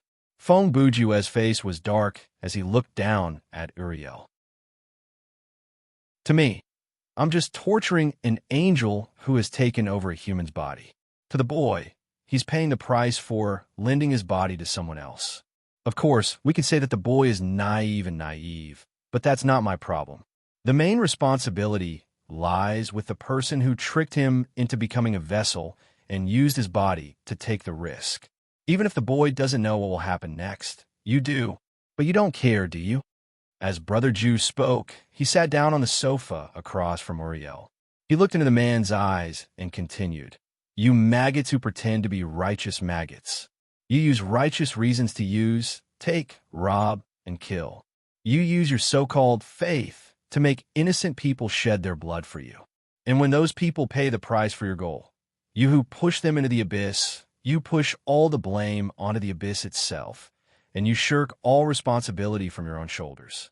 In the end, you even used words like sacrifice and glory to cover up the absurdity of the whole thing and make your actions seem justified." He paused for a few seconds, and then a cold smile appeared on his face. "If you think this is going to work on me, you're welcome to try it. I guarantee you'll enjoy it to the max." Uriel listened to Brother Ju's words. His face contorted and his body trembled. But he couldn't refute or defend himself. When Feng Bujue was done, Uriel was silent for another 10 seconds. He suppressed his emotions and said, I'm not going to argue with you. One day, you'll pay for your arrogance and ignorance. I get it. You're saying, I can't win against you in an argument, but we'll see. Fonbujua said, for someone who tried to use the boy you possess to blackmail me 2 minutes ago, I'm not surprised by your reaction. But now, he paused and suddenly slapped Uriel across the face. Let's go back to what we were talking about. You. It took Uriel 2 seconds to react. He opened his mouth to yell at the person who had slapped him. But slap. Brother Jew gave him another slap and said, what are you talking about? At that moment, Uriel wanted to cry. Since the day he was born, he had never experienced being bullied like this. But today, he felt it from a human being. How dare you glare at me? Fonbujua seemed to be addicted to slapping him again. You're arrogant, aren't you? You're not afraid of being slapped, are you? Are you done yet? Uriel was on the verge of breaking down. He stood up and roared. Do you still want to hear my terms? Screw you. Fonbujua shoved him back in his seat. I don't care if you're an idiot. Then why did you tell me? Uriel wanted to say something else. Fonbujua cut him off. Can't I fool you? What? The power inside Uriel's body was about to explode. At that moment, he was ready to take Brother Jew down with him. In the end, he gritted his teeth and said word by word, you only did that because you wanted to humiliate me. Bah. Fonbujua didn't let him finish. Who wants to humiliate you? You're the one who came knocking on my door. As he spoke, he grabbed Uriel's ankles and swung him up. It would have been better if you hadn't said anything. Now that you mention it, I'm pissed. Bang, bang, bang. Brother Jew began to swing him again. One by one, you come as you please. You leave as you please. Do you think this is a public toilet? So what if you can teleport? Next time, I don't care if you're angels, demons, ghosts, spirits. If anyone dares to enter my house without informing me. The more he spoke, the faster he sped up his swinging motion. It was almost at the point where he swung every 2 words. I will *CK him to death. The moment he said the word death, Fonbujua stumbled and fell onto the sofa. In that second, Uriel chose to teleport away. Therefore, Brother Jew, who had lost the heavy object in his hand, lost his balance as well. Knock, knock, knock. Suddenly, there was a knock on the door. Fonbujua's first reaction was, did I disturb the neighbors? Regardless, he quickly got up and walked to the door. In a voice that was neither too loud nor too soft, he asked, who is it? It's me. The voice that answered the door indicated that it was a woman. Before the woman finished speaking, Brother Jew had already peered through the peephole. At that moment, there stood a young woman with blonde hair and blue eyes. She was wearing a black British-style coat. She was tall and attractive. She looked like a girl who had walked out of a Hollywood movie in the 40s. From head to toe, she exuded an aura that was so perfect that it was fake. Who are you? Do I know you? Fonbujua glanced at the woman. The first thing he was sure of was, this was definitely not his neighbor. If there was such a person living in their building, he would have remembered. Chapter 1289. The last time we met, I was still a cat. The woman outside the door quickly answered Brother Jew's question. Fonbujua paused for a second, then asked tentatively, Arthas? Actually, my name is Gremory, Koei Moli replied. Also, can you let me in first before we talk? Fonbujua hesitated for a few seconds, then opened the door. You've changed a lot, Brother Jew said as he opened the door and looked at her. To me, I've changed a lot when I turned into a cat. Gremory did not bother to be courteous with Brother Jew. She stepped into the room before she finished her sentence. She had lived here in her cat form for more than half a year, so she was very familiar with the situation in the house. She went straight to the living room. You really don't see yourself as an outsider, do you? When Brother Jew closed the door and returned to the living room, Gremory was already sitting on the sofa with her legs crossed. Even though the coat was wrapped tightly around her body, her long legs were still eye-catching. The curves of her slender legs were enough to make one's imagination run wild. TSK. Gremory's sharp tongue did not change at all. She narrowed her eyes and replied sarcastically, "If I didn't see myself as an outsider, I would have teleported a long time ago, but I'm also afraid of being F***ed to death by you." Fong Bujua heard this and smiled. He walked over to the other sofa and sat down. So you're saying, when I was toying with Uriel, you were already outside the door? Even earlier than that, Grimmery replied. I arrived at almost the same time as him, but he was in the open and I was in the dark. Oh, Fong Bujue understood something from her words. You were tracking him? The reason he asked that was because Brother Ju had already dealt with Uriel's debt. He knew that the man would come here on the sly. I don't need to track him or anyone else, Kue Moli said. I just need to watch you. Fong Bujue guessed something based on this specious sentence. He muttered and immediately turned his face to a wall not far from him. You guessed right, Kue Moli continued. The claw marks I left on the wall weren't as simple as they looked. That's a probing barrier, right? Fong Bujue asked. It's the kind that, as long as a non-human creature enters its vicinity, you will receive a signal. It's hard to explain in a few words. Just take it as a yes, Kue Moli replied. Brother Ju suddenly thought of something and asked, speaking of which, when I was pasting the wall, I added another layer of suppression magic on top of your wizardry barrier. Didn't that have any effect? You're referring to the magic circle that trapped Zacharias before, aren't you? Kue Moli's face showed a hint of disdain. The use of that thing is actually dispensable, she said weakly. When you drew that magic circle, you didn't even activate your spiritual sense. You're basically an ordinary person. Do you really think that an ordinary person, relying on some superficial knowledge of the occult and some random graffiti on the wall, can suppress a creature that is half a dimension higher than you? You mean? Fong Bujua gestured for her to continue.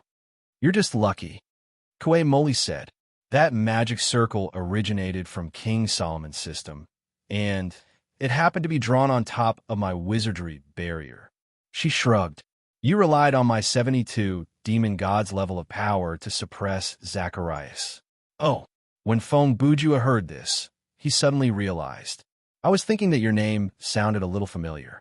So you're one of the 72 demon gods. He paused for half a second and asked, then, how did you become Woody's subordinate? Based on seniority, you're considered noble in hell, right? Kue Moli gave a fake smile. Noble? That's something from a long, long time ago. Why don't you tell me about it, and I'll listen. Fong Bujue felt that there was a story behind this, and he was also quite interested in it. Hearing this, Kue Moli pondered for a few seconds, and then said tirelessly, back then, in hell, Satan's party rose rapidly and was unstoppable. On the other hand, Burial's party was declining day by day. Seeing that the position of the king of hell was about to change hands, Burial came up with a rotten idea. He mortgaged his 72 most elite great demons to King Solomon and made a deal with him to collect his soul after his death. When she said this, she laughed with a sarcastic expression. Burial's plan was to design a scheme to make King Solomon die an unnatural death within 72 days. After that, he could rely on this powerful soul to make a comeback. But he didn't expect that King Solomon had secret deals with many gods, evil gods, and demigods. It was almost impossible to take away his life. So, Burial acted out a textbook example of trying to steal a chicken only to end up losing the rice used to lure it. In a situation where he was already in a disadvantageous position, he still wasted the most important combat power in his hands. The result after that is self-evident. After Satan, the new king, ascended to the throne, us old ministers became useless. Hell, didn't need us anyway, and there were as many great demons wandering in the human world as gravel. It didn't matter if there were 72 more of us. Just like this, from a year when the Babylonians attacked Jerusalem, we became a group of wanderers in the human world. It wasn't until the time of the Crusades that Satan sent those 4 bitches to the human world to find our whereabouts in order to fight against heaven, who was at the peak of its power at that time. I returned to the establishment of hell at that time. After saying this, Kue Moli let out a long breath and concluded, "This is why my rank is below that Oh. Phone Buju nodded in response, and then said, "Hey, these things, why didn't you mention it before? Even the name Kue Moli, today is the first time I've heard it." "Things are different now," Kue Moli replied. "The situation is always changing. A few months ago, it's best if you don't know anything. When I left without saying goodbye, you would already know something. But now," as she spoke, she raised her right hand and began to unbutton her coat. Hey, what are you doing?" Phone Bujua looked at her from the corner of his eyes and leaned back a little. "It's dark and windy, a man and a woman alone. It's not good for you to do this." When he finished speaking, Kue Moli stopped unbuttoning her coat. In fact, she only unbuttoned 2 buttons because she wanted to take something out from the inner pocket of her coat. "I don't know what's wrong with me taking out a pen." As Kue Moli spoke, she placed a small glass box on the coffee table. In the box, there was a black feather pen. "But I think there must be a very reasonable answer in your extremely dirty mind. Of course, I'm not interested in the details." "Ha, ha ha." Phone Bujua laughed awkwardly and quickly changed the topic. "This pen, what is it?" "This is the pen that Dante used to write the first draft of the Divine Comedy." When Kue Moli replied, she turned to look at Brother Jew's bookcase. "You can use this to write in that book." "What do you mean?" Phone Bujua's expression changed slightly, and he asked half-jokingly, "Could it be, as long as you write the name and the way of death, the person named will die?" "You're thinking too much," Kue Moli replied. "At this moment, that book is just a draft, but when you fill it up, it will become a formula book." "Draft? Formula book?" Phone Bujua's mind raced as he muttered, "Should I calculate something in it? That's not something I can answer." Kue Moli spread out her hands. "After all, I don't have the ability of truth. I just received the signal and came over to ensure your safety and position. By the way, I brought you the pen. As for the other things, you have to solve them yourself." She stood up. "All right, that's all for now. I've been very busy recently. I hope you'll have made some progress when I see you next time." Chapter 1290. Christmas was a holiday that had nothing to do with the Chinese people before the reform and opening up. Now, it had become one of the most common holidays in the country. Every year, at this time, the police station near Phone Bujua's residence would send someone to visit him and have a heart-to-heart talk with Brother Jew. Although it was called a heart-to-heart talk, the main purpose was to ask him to behave and not cause any trouble. Seeing this, some people would definitely be confused. What was going on? Why did they ask him to behave? What kind of trouble would he cause? Here, I'll briefly explain. First of all, we need to understand why this was done by the Public Security Department and not the Neighborhood Committee. There were 2 reasons. First, the Neighborhood Committee didn't have the power to enforce the law, nor did they have the ability to deal with Phone Bujua, who had almost no weaknesses. Second, the police station and police station in S-City did have similar functions. Let me give you 2 examples. The most common situation was that one day, a criminal with a violent criminal record used his ID card to register at an internet cafe or a hotel. Under such circumstances, the local police station or sub-bureau would immediately receive the news.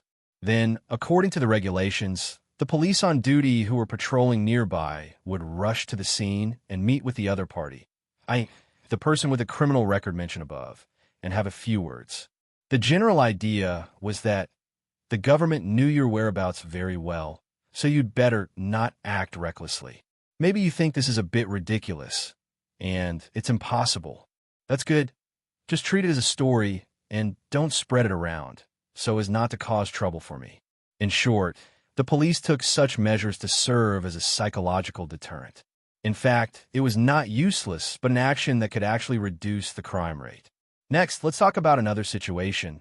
Legend has it that during every major holiday, or during major events such as the National People's Congress, the Olympics, or the World Expo, the local police would also go to the homes of some professional petitioners in their jurisdiction to have a heart-to-heart talk.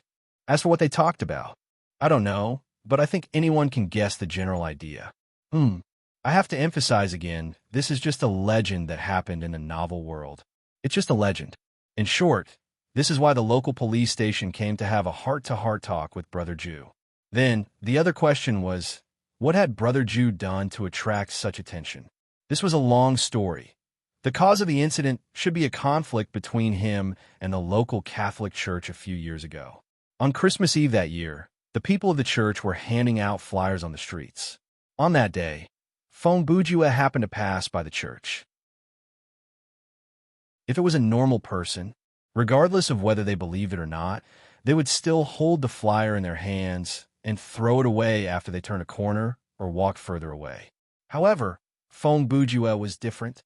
He rejected the flyer on the spot.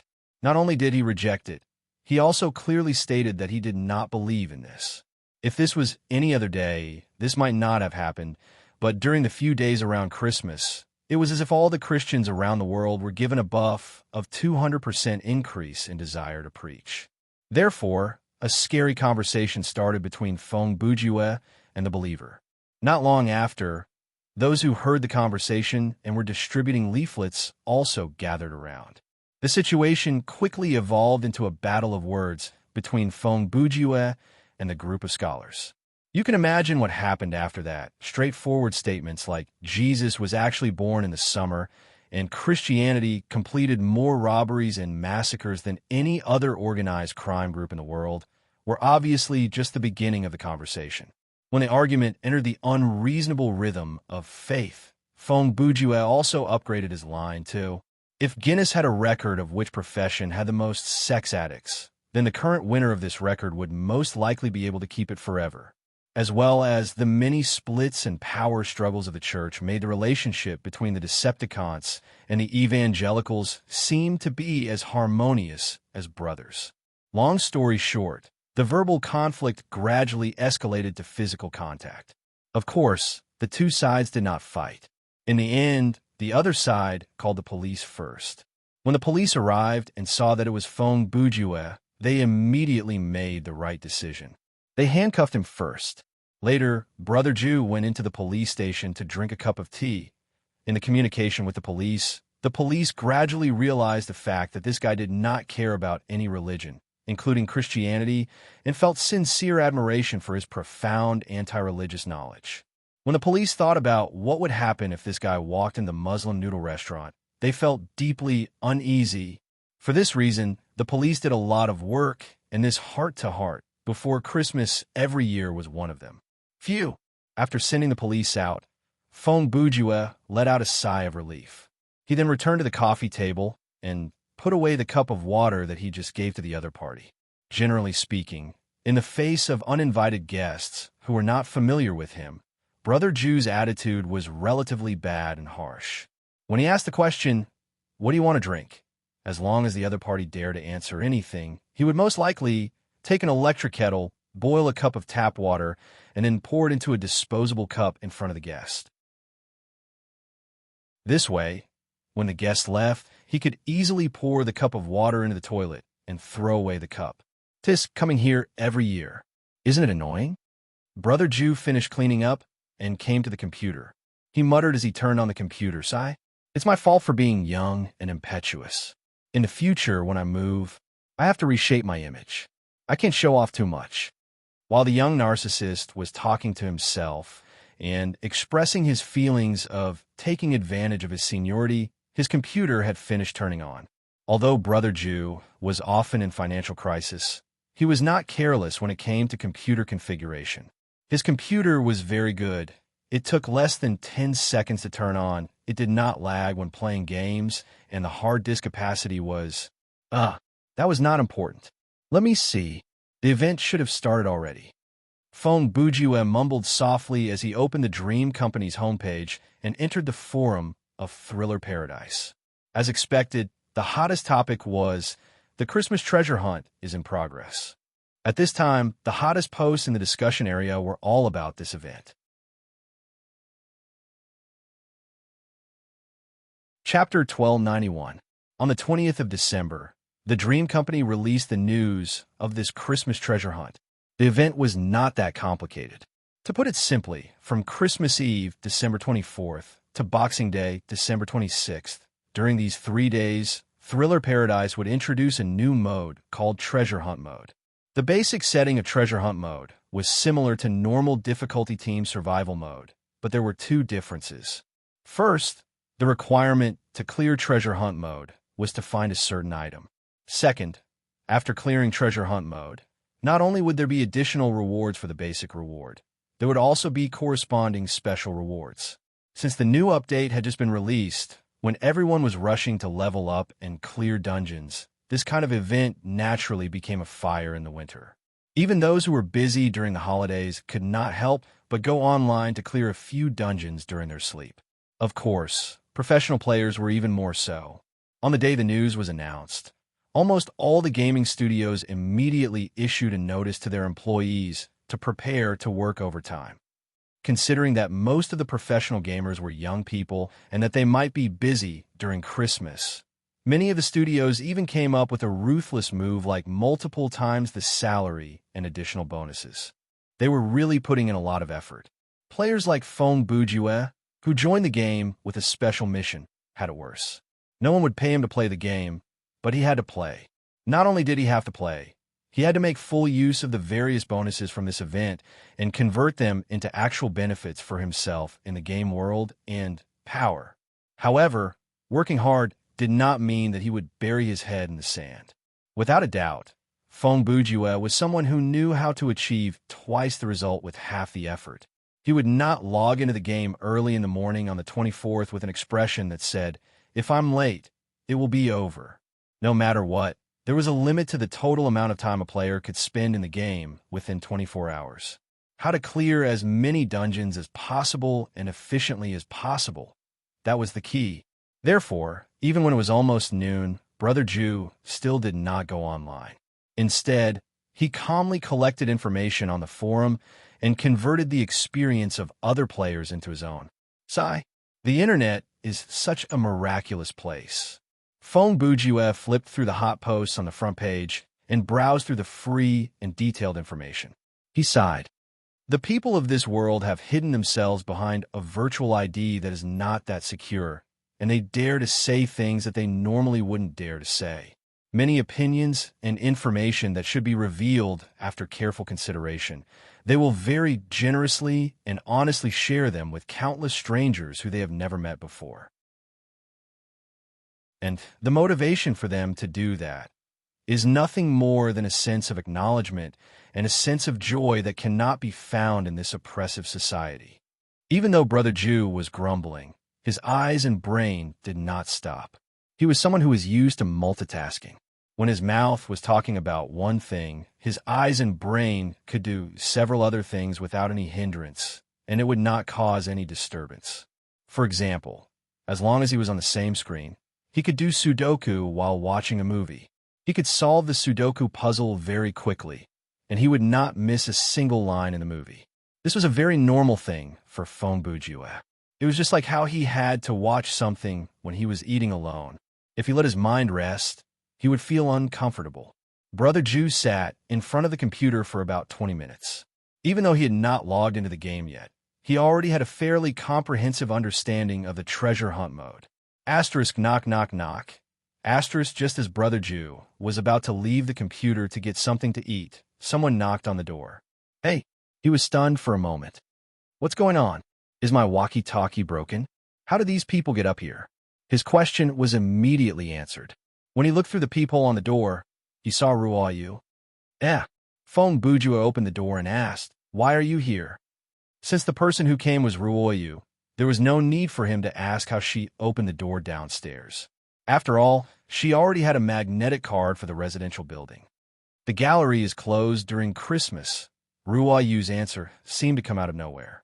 Her expression was a little strange. Oh, Fong Bujue did not know how to continue the conversation. So I chose to stay at home and read books and surf the internet, Ruoyu replied. Brother Ju turned sideways and gestured for her to enter the house first. And then Ruoyu walked in and closed the door behind her. Then my parents formed a group and came to bother me.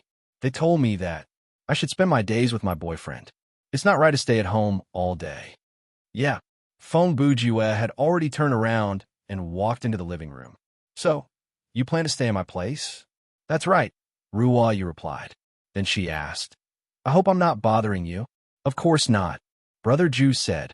We've been living together for almost half a year. Why are you still talking about that? Can you say something that's less likely to cause a misunderstanding? Ruoyu followed him into the house expressionlessly. She skillfully changed her shoes and found a place to sit down as if it was her own house. Feng Bujue thought for 2 seconds before he replied, I don't think that's possible. He paused and said in a very normal tone, but I can take you to the Civil Affairs Bureau to take a photo and practice your signature. Then the problem will be solved. Our relationship, Ruoyu responded in a calm tone after hearing this specious request. It hasn't progressed to that point yet. I think it's just a matter of time, Feng Bujue said casually as he sat down on the sofa. Don't be too confident, Ruoyu replied. What if I find out that I don't have any feelings for you when I break the seal? Wouldn't that be embarrassing? I don't think it's embarrassing to love someone who doesn't love you. Feng Bujue shrugged and replied, as long as the love is real, it's at most a little sad, but not ridiculous. Can I see what you're saying now as another way to express the words I love you? Ruoyu glanced at Brother Ju from the corner of her eyes and mimicked the latter's sarcastic tone. Sure. Feng Bujue stared at her with his dead fish eyes and gave an affirmative answer. Well, Ruoyu immediately stared at him with her dead fish eyes. She organized her words and said, I've been confessed to a lot of times since I was a child. But for someone like you, who uses a third-person perspective and an objective tone, coupled with the sentence structure of chicken soup for the soul, to say such words and try to move me, I think that you can be considered as unparalleled in the world, one of kind. Oh, Feng Bujue responded with a smile. Then your answer is, I don't think it's embarrassing to reject someone. Ruoyu once again imitated her brother Ju's expression and acted out vividly. As long as that person doesn't change his attitude, at most, there will be more rejections. There will be no exceptions. Chapter 1292. Christmas Eve, 11:30 p.m. Feng Bujue logged into Thriller Paradise in sleeping mode.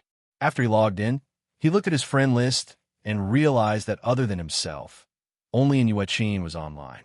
Seeing that the other party was not in game, Feng Bujue immediately sent a communication request. You're online early. 2 seconds later, Inuiqin's voice came from the communication channel. Have you finished the draft? Hey, why are you bringing this up? Even though they were not talking face to face, Brother Ju instinctively narrowed his eyes and replied, I haven't delayed the draft for months, have I? Okay, I won't rush you. Inuiqin replied with a smile. Then she continued, but seriously, you shouldn't be online so early today, right? Why shouldn't I be? Feng Bujue asked in return. You and Ruoyu, don't you have anything going on? Inuiqin asked suspiciously. Xiao Tan and Xiao Ling have already told each other that they won't be online today. Oh, you're asking about that? Brother Ju said. I do have something going on. For some reason, he sounded annoyed. This afternoon, I went out for lunch with her. In the afternoon, she drove me to a few sales offices to check out the market, Inuiqin was stunned. You too chose December 24th to look at properties? What's wrong with this day? Feng Bujue said, it's not a national holiday. Furthermore, even if it is a national holiday, the sales offices usually don't close. Inuiqin laughed dryly. Okay, after all, I'm a normal person. The way you two interact is not something a normal person like me can understand. Then, normal people, do you want to queue together? Feng Bujue asked. Just the two of us? Inuiqin replied. Where's Ruoyu? She's sleeping in my room right now. When Feng Bujue answered this question, he showed obvious displeasure. And I'm lying in the only gaming cabin in my house. Why do I feel like there are a lot of things in your answer? Inuiqin also heard some subtle information from his words. To put it simply, she wanted to be with her parents, so she spent the night in my room tonight, Feng Bujue said. Anyway, her family is relieved that she's with me. Although I don't know if I should say this. And Yuechin seemed to have thought of something and reminded him. But I still have to ask, on such a special day, with such a rare opportunity, is it really okay for you to come online to play games? She paused. Don't you want to try knocking on the door or something? Ah, Feng Bujue replied in a state of hopelessness. Obviously, what you're saying now and what you haven't said yet.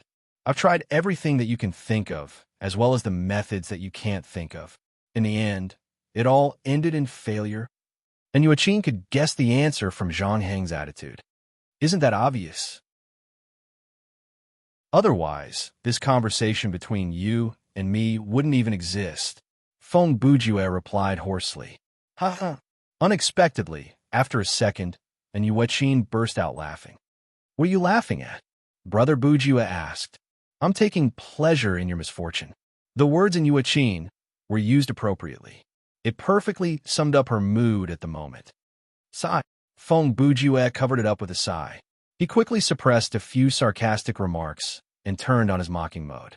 I know, you're just using a smile to cover up your miserable situation because you also logged into the game early on such a day. He paused for half a second and recited. There's a saying that asks a gentleman how many worries he has, just like a single dog. Yes, I'm a single dog.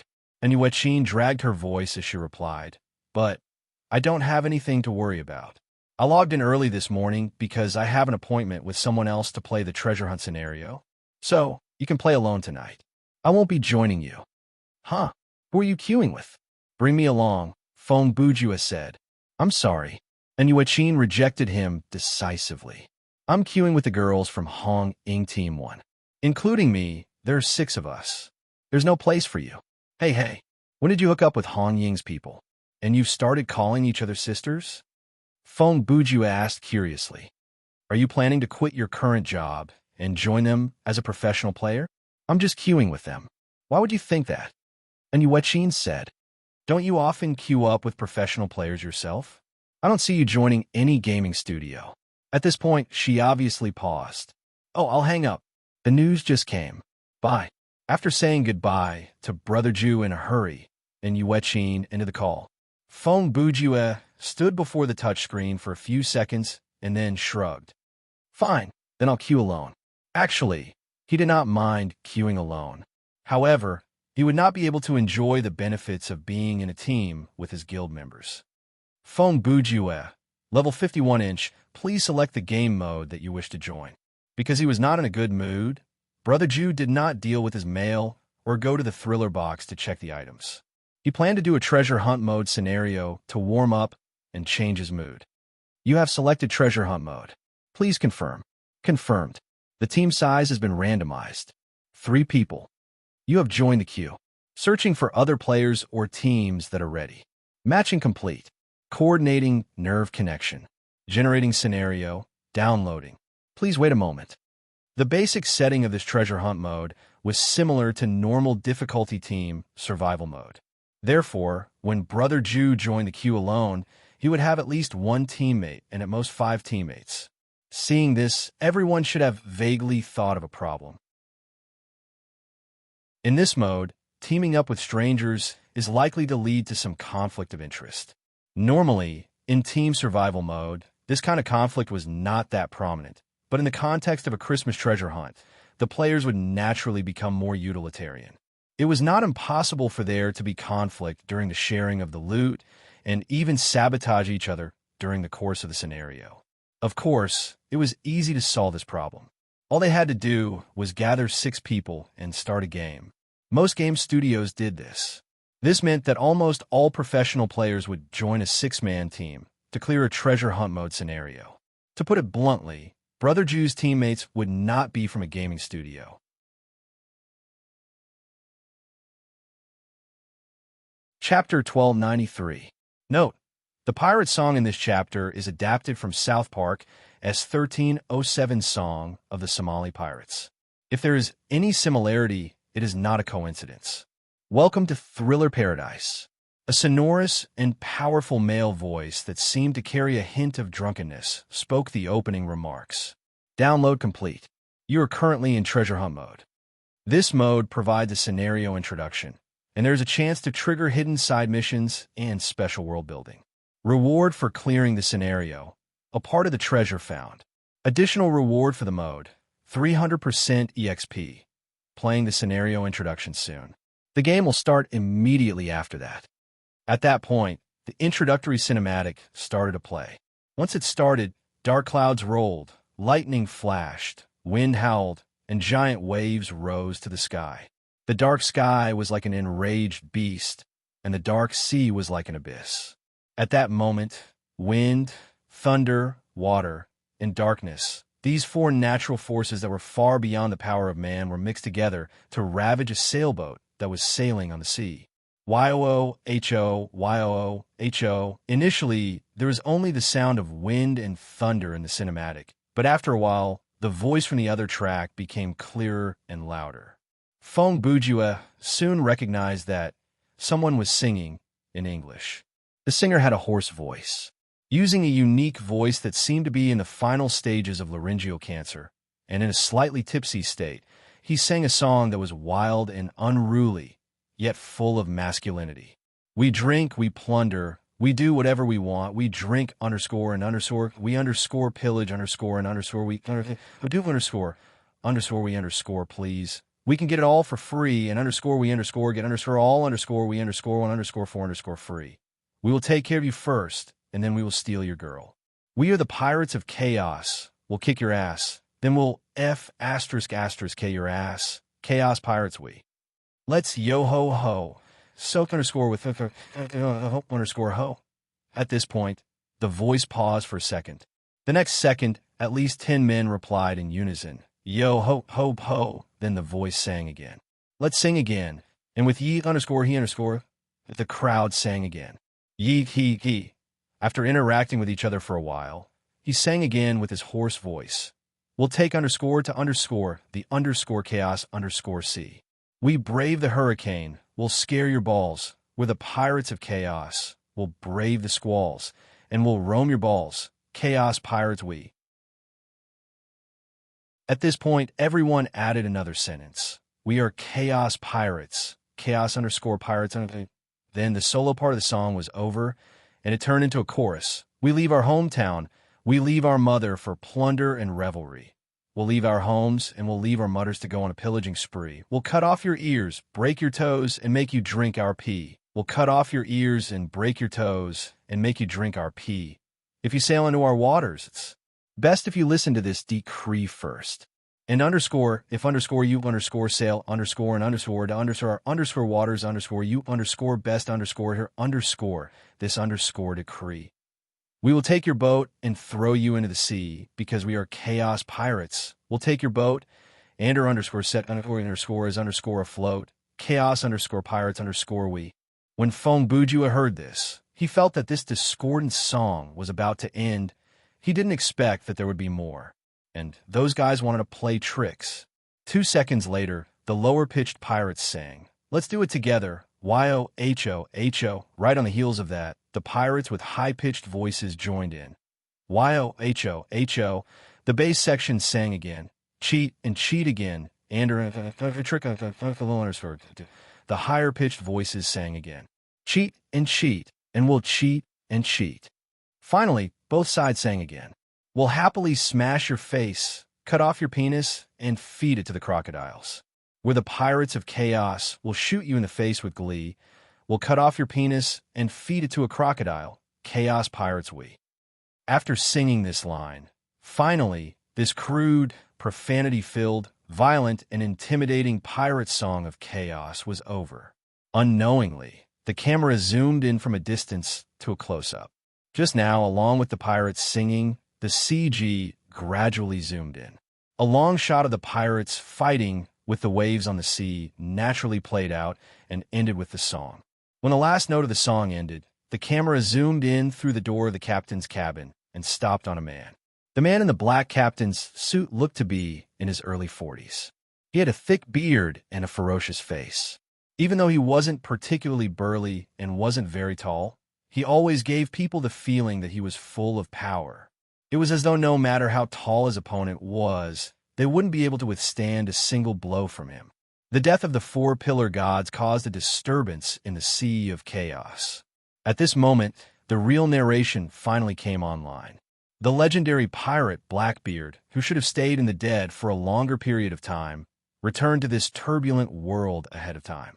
Now, he has retrieved his ship, Queen Anna's Revenge, and led a large number of new crew members and a few of his old subordinates to embark on an expedition. At this point, the camera zoomed in on the table in front of Blackbeard. At this time, a nautical chart was spread out on the table. The paper of the chart was yellowed, and the writing on it was very blurry. However, various outlines and some obvious markings could still be made out. Pirates are free, but freedom doesn't mean that they are blind.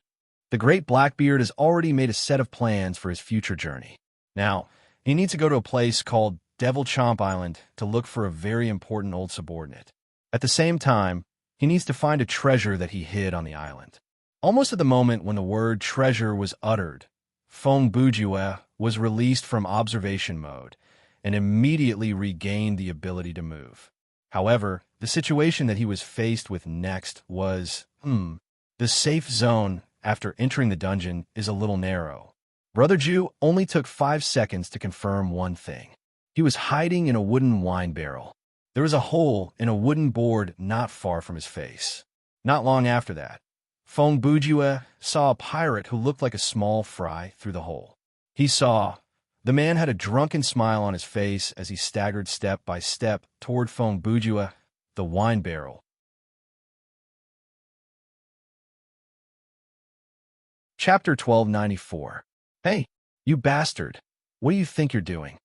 Just when the small fry came to the wooden barrels, a voice suddenly sounded and stopped him in his tracks.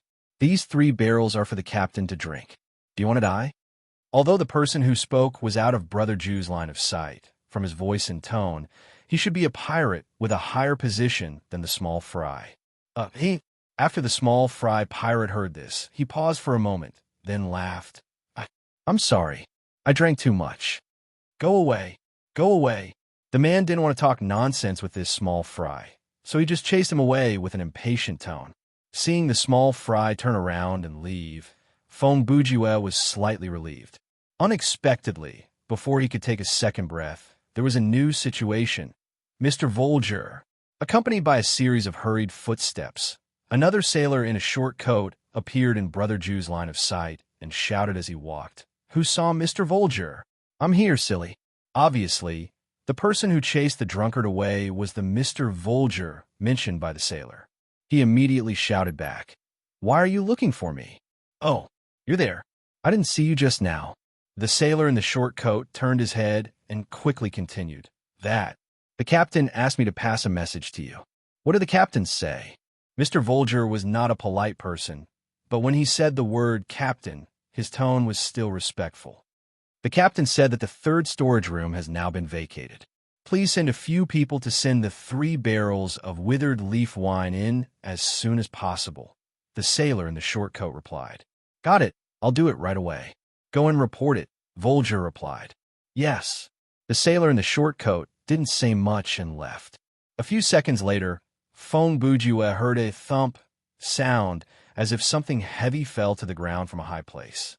Brother Jew almost instantly deduced that this was the sound of Volger jumping from somewhere.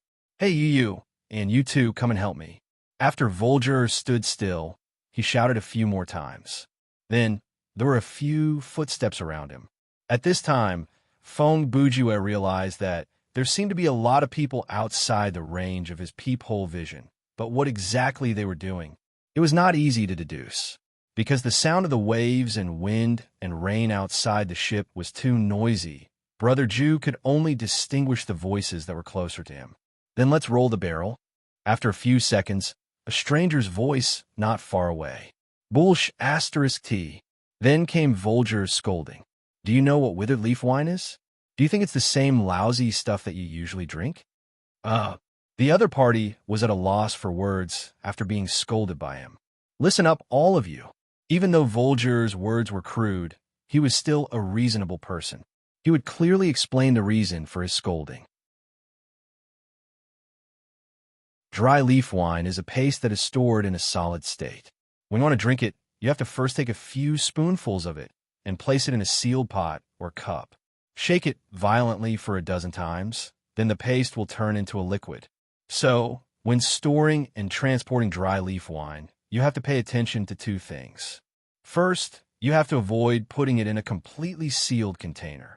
As you can see, these barrels have holes that are used for ventilation.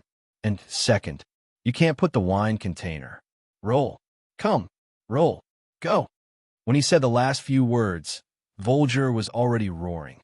As for the few pirates that he called over, due to their limited intelligence and knowledge, they didn't fully understand what he said. However, as normal sailors, they just had to follow Volger's instructions. It didn't matter if they understood or not. Thus, the four pirates quickly divided the work. Two of them each carried a barrel, and carefully lifted two of the three barrels. Mr. Volger, on the other hand, carried the barrel that Brother Jew was in with one arm on his shoulder. Thus, under Volger's lead, the five pirates carried the three barrels and quickly moved towards the third storage room. I can't see anything in this state. Along the way, Fong Bujue, who was nestled in the barrel, didn't feel much discomfort. It was just that the small hole in front of his eyes was facing upwards during the process of moving, so he could only see the ceiling of the cabin. He couldn't see his surroundings at all. Of course, even if he could only see the ceiling, Fong Bujue could still remember the route he took.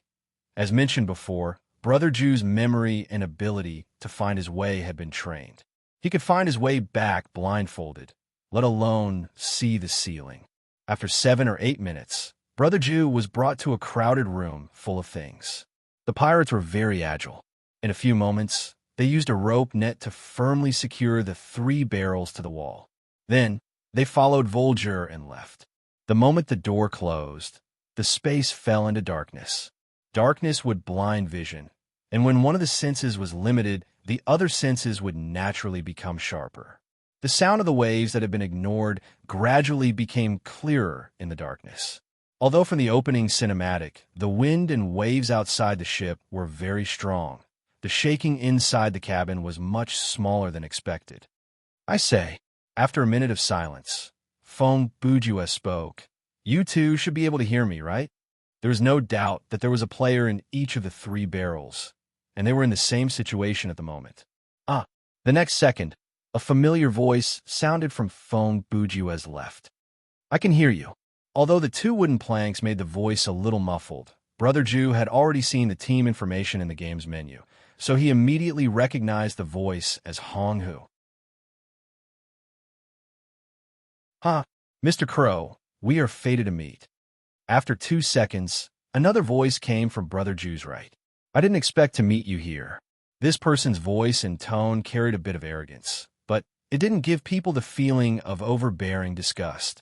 From his words, it was clear that he knew Fong Bujue. In fact, he was probably one of the people that Brother Jew did not want to meet in the game. When he saw the name Hong Hu in the team column, Fong Bujue thought, F***CK, it's you again. Then, when Brother Jew saw the name Snow, only one word popped up in his mind. Mother****.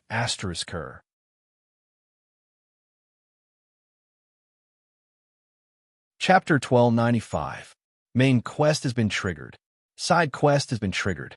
After the three of them greeted each other, the system announcement came immediately, and it was 2 consecutive announcements. The next second, the three of them looked at the quest tab in unison. First, it was the main quest. Find the original translation of the Ramayana among Blackbeard's treasure. Then, there were 3 consecutive side quests. They were help Blackbeard find his old subordinates on Devil's Chomp Island, board the enemy's ship in the naval battle and kill at least 3 enemy sailors, and participate in the deckboxing match and defeat the Vikings. There are quite a lot of things to do in this scenario. After Fong Bujue quickly read through the content of the quest, he mumbled this rather meaningless line. This was one of his favorite conversational techniques. Through this method of throwing a brick to attract more jade, he would get the others around him to share their thoughts. Look at the content. These are all side quests that can be taken away while we're completing the main quest. Hong Hu knew his Brother Jew quite well, So he immediately followed up with the same meaningless line to show that he, the wise general, would not fall for such a trick. 2 seconds later, the quick-witted but naive student Snow opened his mouth with a smile. If we think about it from another perspective, based on the principle of optional side quest, these 3 quests are hinting that we can choose not to join Blackbeard's camp, not help him find his people, not help him fight in the naval battle, and not participate in the sailors' boxing match. Instead, we can choose to hide here and wait until the ship docks before heading straight for the treasure and completing the main quest. Upon hearing this, Ambitionist immediately perked up. This little brother Snow, you're quite amazing. Why don't we be friends? Hong, who was a smart person, he knew very well that in Thriller Paradise, players who could come up with such an analysis after seeing the 4 quests were at least 1 level higher than normal players. Level, equipment, skill, mastery, these things could be obtained through time or money, but intelligence was not something that could be obtained so easily. Therefore, the more friends he had, the better. All right. A second later, Snow replied, I've also heard of Hong Hu's great name. It's my honor to be acquainted with such a famous person. His words were actually a little sarcastic. Logically speaking, if he and Hong Hu became friends, then Hong Hu should be the one feeling honored. In the real world, Hong Hu is at most a first-tier celebrity in the gaming circle, but in terms of influence and power in society, he might not even be as strong as some of the second-tier or third-tier celebrities. As for Snow, it was no exaggeration to say that he was like the prince of the underground society. As long as he wanted to, he could make those so-called upper-class society people kneel down and lick his shoes, or even disappear from the face of the earth. However, in this game world, both of them were just players. This was one of the charms of the internet. The internet could, at a certain time, a certain place, allow those who had vastly different identities and positions in the real world to be placed in a relatively fair environment. In this environment, the various resources that the upper class normally had, like the right to speak, the right to choose, the ability to influence the direction of events through various legal or illegal off-site means, and so on, would all disappear. Just like how animals that were reared would slowly lose their ability to hunt. When those people came out from the cage called money and power, most of them would appear exceptionally weak, useless, and even stupid. Of course, there were exceptions. Snow was one of those exceptions. Even if you took away everything around him, he would still be a difficult character to deal with. Thankfully, at that moment, he was a companion and not an opponent. After getting the reply from the other party, Hong Hu gave a very humble response. Oh, no. I'm just trying to make a living. I'm not a celebrity. We are all gaming friends, so there's no need to be so polite. The Hong Hu of today was obviously much more mature than when he first met Brother Ju. In other words, it was the incident of getting to know Feng Bujua that made him grow up a lot. Thinking back, when he was in the climbing the building scenario, at the beginning of the game, he and the other 2 players from the studio flattered each other in front of Brother Ju. This kind of thing, he would definitely not do it now. The higher a person stood in a certain field and the wider their horizons, the more they would understand that there was always someone better than them. If they wanted to go to a higher place, they had to learn reverence, learn self-reflection, learn humility. Things like pride should be left for those who were complacent and stuck in their old ways to enjoy. It was a kind of compensation given by God to those who had stopped there, and Hong Hu was definitely not that kind of person. Therefore, he had long abandoned that pride and placed himself in a very low position. He used the mentality that he had when he was just starting his career to work hard. Today, Hong Hu, be it in terms of speech or quick thinking, had improved by leaps and bounds. As the brain of the team, his ability was no less than that of Brother Ju. During S2, he helped the Loser Alliance reach the finals, and that was the best proof. In terms of social interaction, Hong Hu was showing signs of being a general. In terms of the ability to pretend to be humble, he could compete with Brother Ju. I think, how about this? After eavesdropping on the conversation between the 2, Feng Bujua continued with malice. The 2 of you might as well crawl into a bucket and have a nice chat. As for me, I will go out alone to join the pirate crew and complete the side quest. When the ship lands on the island, I will call for you. Come on, Honghu said. He opened the lid of the barrel he was in, poked his head out, and turned on the flashlight he carried with him. If I let you go out alone, you'll sell us out in 3 minutes. You don't trust me? Brother Ju also opened the wooden lid above his head, poked half of his head out, and raised his eyebrows. Huh. Honghu laughed dryly. I even thought of the specific process of you betraying your teammates. The first step is to deliberately be discovered and caught. The second step is to declare that you admire Captain Blackbeard very much and want to join his pirate group. The third step is to report my and Snow's position as bargaining chips, and at the same time, put the blame on us for the disappearance of the withered leaf wine. That's it. Well, before he finished speaking, Snow also poked his head out of his barrel. It's a really good plan. Not only did you get rid of 2 companions who would sooner or later share the main storyline reward with you, but you also won the trust of Blackbeard. Even if this trust is not very strong, it is enough for you to stay on the ship. TSK, am I such a person with no ambition? Feng Buju narrowed his eyes and looked left and right. Then he took out Bell's daily knife from his waist and cut open the rope net covering the 3 barrels. Me? The great Feng Buju still needs to betray his teammates in order to gain the trust of an NPC? After cutting open the rope net, Brother Ju put away the knife, stood up, and said, "Get it straight. This is the main universe." At this point, he patted his chest. I have plenty of connections. Yes, yes. Hong, who also narrowed his eyes, got up and said, I almost forgot. Even the war demon is one of your people, right? Hong, whose team was schemed against by Feng Bujue in the S2 finals, and the whole team was directly sent out of the main universe. He naturally still remembered. Who knows? Brother Ju laughed and did not give a clear answer. He quickly changed the topic. In short, I'm definitely going to do the side mission. Whether the 2 of you want to do it or not, it's up to you. Of course, why not? Ambitionist said, You're the only one who said that. I never said I was going to hide here. Hee. It seems that the 2 of you are quite familiar with each other. Snow, who had been silent for a while, climbed out of the barrel at this time and said with a smile, I guess so. Hong, who replied, dealing with Brother Feng, whether as a teammate or an opponent, it will be quite an unforgettable experience. When Snow heard this, he smiled knowingly. Indeed, I feel the same way. At this moment, Hong, who also realized something.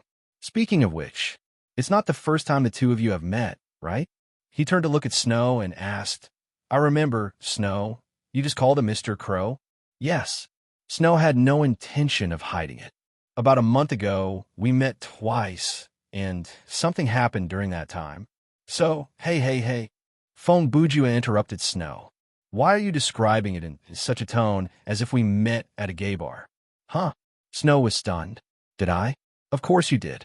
Brother Ju replied in his hometown accent and immediately looked at Hong Hu. He asked, You be the judge? What he said just now, isn't it easy for people to associate it with? I used the name Mr. Crow to hang out at a gay bar, and then he hit on me. Hong Hu did not know what expression he should use to face this question and answer.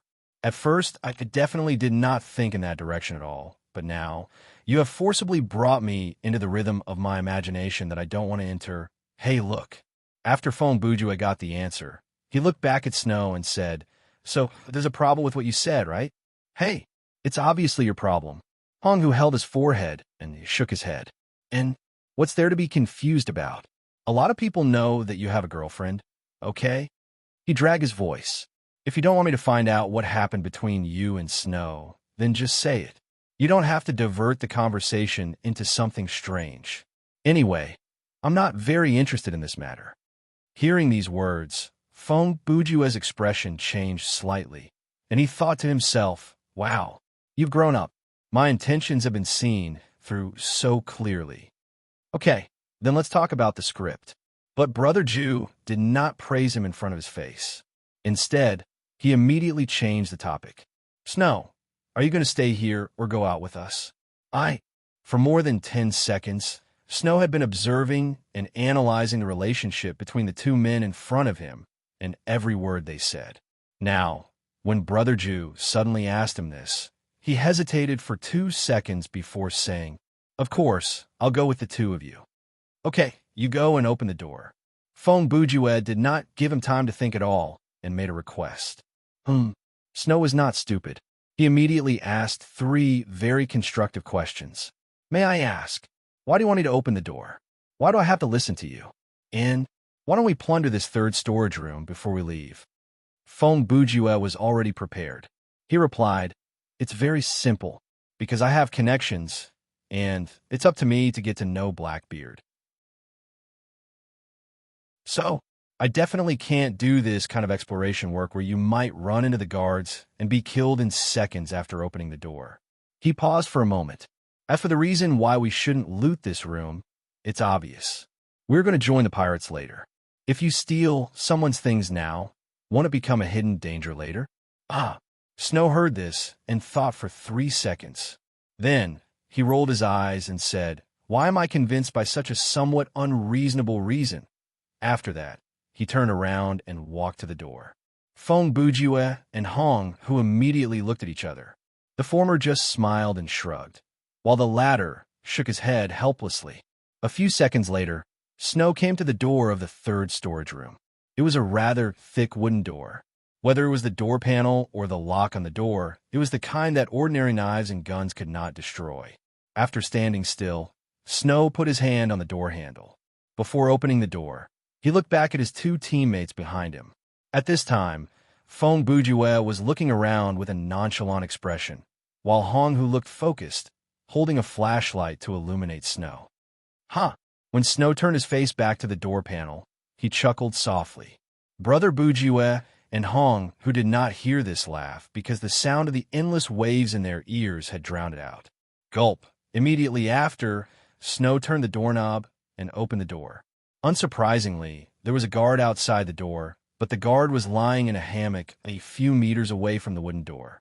The shaking of the hull and the surrounding sounds did not affect him at all. There was no doubt that he had long been accustomed to sleeping in such an environment. The intermittent snoring indicated that he was sleeping soundly.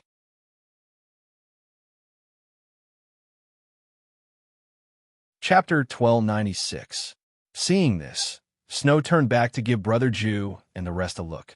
Fong Bujue and Hong, who naturally saw the situation outside the door. The next second, the two looked at each other and reached a consensus in silence. 5 minutes later, the 3 players appeared on the deck of Queen Anna's Revenge. Perhaps they were lucky, or perhaps the difficulty of the scenario was already as such. Along the way, the 3 of them did not encounter any resistance, and no one even suspected them. Of course, if one thought about it, that was quite reasonable. There were at least 100 people on this pirate ship, and more than half of them were recruited before the voyage. These sailors who had just joined the ship did not know much, and they did not need to know much. After all, they only needed to recognize the captain, first mate, second mate, bosun, and other higher-ranking crew members, and to be able to follow orders. That was enough. When the ship docked next time, those who were still alive, if they were willing to stay, they would stay, and if they were unwilling, they would take a share of the loot and leave. That was the pirate tradition that ran through the entire Caribbean era. In fact, many merchant ships and even military ships used a similar rule, because most ships would lose people after they set sail, and the sailors would often want a change of environment for various reasons. So there was a lot of turnover among the sailors at that time. It was normal for people on the same ship not to know each other. After all, this is a normal team dungeon. The unfolding is easier than I thought.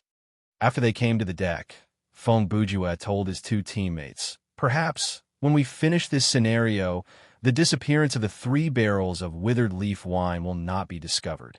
"Does that mean," Snow continued, "that we did not steal the things in the 3rd storage room earlier is actually a loss? Why don't you go back to get them now?" Fong Bujue suggested. "The door is already closed." Snow shrugged. "If I really go in to get them, I'll have to steal the key from the guard, and that's a completely different thing." "So what are you talking about?" Brother Jew then pointed out the main point of his earlier question. Okay. Snow quickly got the point in his words, and very sensibly, he did not bring it up again.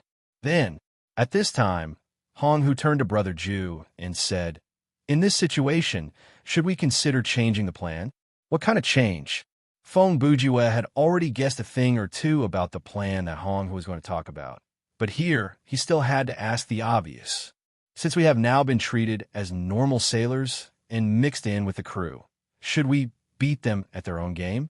Hong Hu added, "You mean?" Feng Bujue said, "I don't need to introduce myself to Blackbeard." "I think so too. There's no need for that." Snow also agreed with Hong Hu's view, so he added, "The content of the 3 side missions is the same as in normal sailors. But the matter of you going to Blackbeard's place to network, I'm afraid there are still variables. If he doesn't care about you, or even has some kind of hostility toward you, then it's not going to be easy." Feng Bujue thought for a moment, then muttered, "Okay then, let's mix around like this for now. If anything happens, it won't be too late for me to reveal my identity." "Okay, then what fake name are you going to use?" Hong Hu immediately asked after he got the answer from Brother Jew. He had considered the problem quite thoroughly. The journey ahead was still very long, and the 3 of them were likely to be asked for their names. It was easy for him and Snow, but the name Feng Bujue definitely could not be casually announced. So it was necessary to prepare a fake name that the 3 of them knew in advance. "I've already thought about this." A second later, Feng Bujue replied seriously, "My name is Crow, male, 250 years old, and I'm a Gothic pirate. My motto is, no Gothic, no pirate. Hey, can't you just think of a name? What's with all the messy stuff at the back?" Hong Hu heard him and could not help but complain. "The more fake it is, the more detailed the settings have to be. That way, it'll be more convincing," Feng Bujue replied confidently. Okay, up to you." Hong Hu was too lazy to say anything more, lest he be dragged into the conversation with Brother Jew again. "Both of you." Seeing that things were more or less arranged, Snow spoke again. "If there are no other questions, then next. Can we split up?" Oh, at this moment, Hong Hu was thinking the same thing, so when he heard Snow say this idea first, he cast a cheerful look. "Do you think so too?" Snow nodded and replied, "Of course. In this kind of environment, if the 3 of us act together, that's a waste of resources. Moreover, it'll seem very suspicious." He paused and said again, "Changing to exploring alone will not only increase the search range and increase the efficiency of completing the task, but it'll also solve the problem of difficult to distribute the items found. The most important thing is, if someone gets into any trouble, the 3 of us won't be caught in one fell swoop." "Oh, you're really amazing, Snow."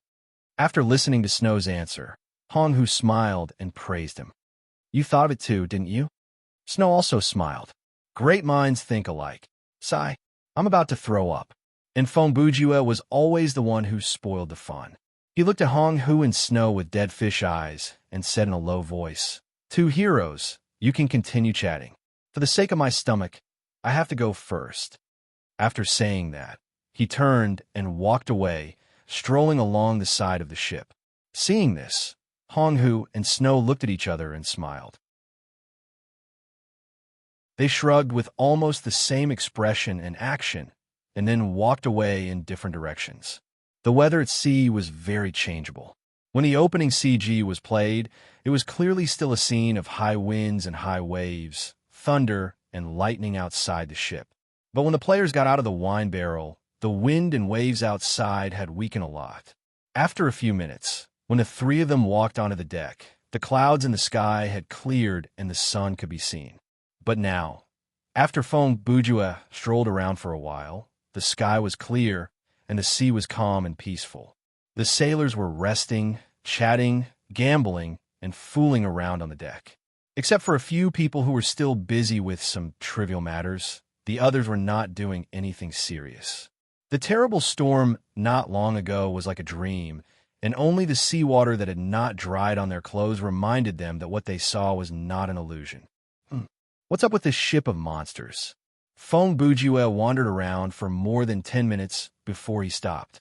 He squatted next to a wooden box and thought to himself, I wanted to judge which ones are the cadres by the strength of the data, but there are too many powerful characters on this ship, and, thinking of this, his eyes involuntarily looked in the direction of the captain's room. There's also a guy who could be called a monster in the captain's room. No wonder the short-haired fist master, like Bunny Hairbro, can only be a follower. Blackbeard's combat power is obviously not below that of the four pillar gods. Just as Brother Jew was deep in thought, suddenly a large, rough hand patted him on his shoulder. When Fong Bujue turned around, the first thing he saw was a large patch of black hair. Hey, buddy, you don't look familiar to me.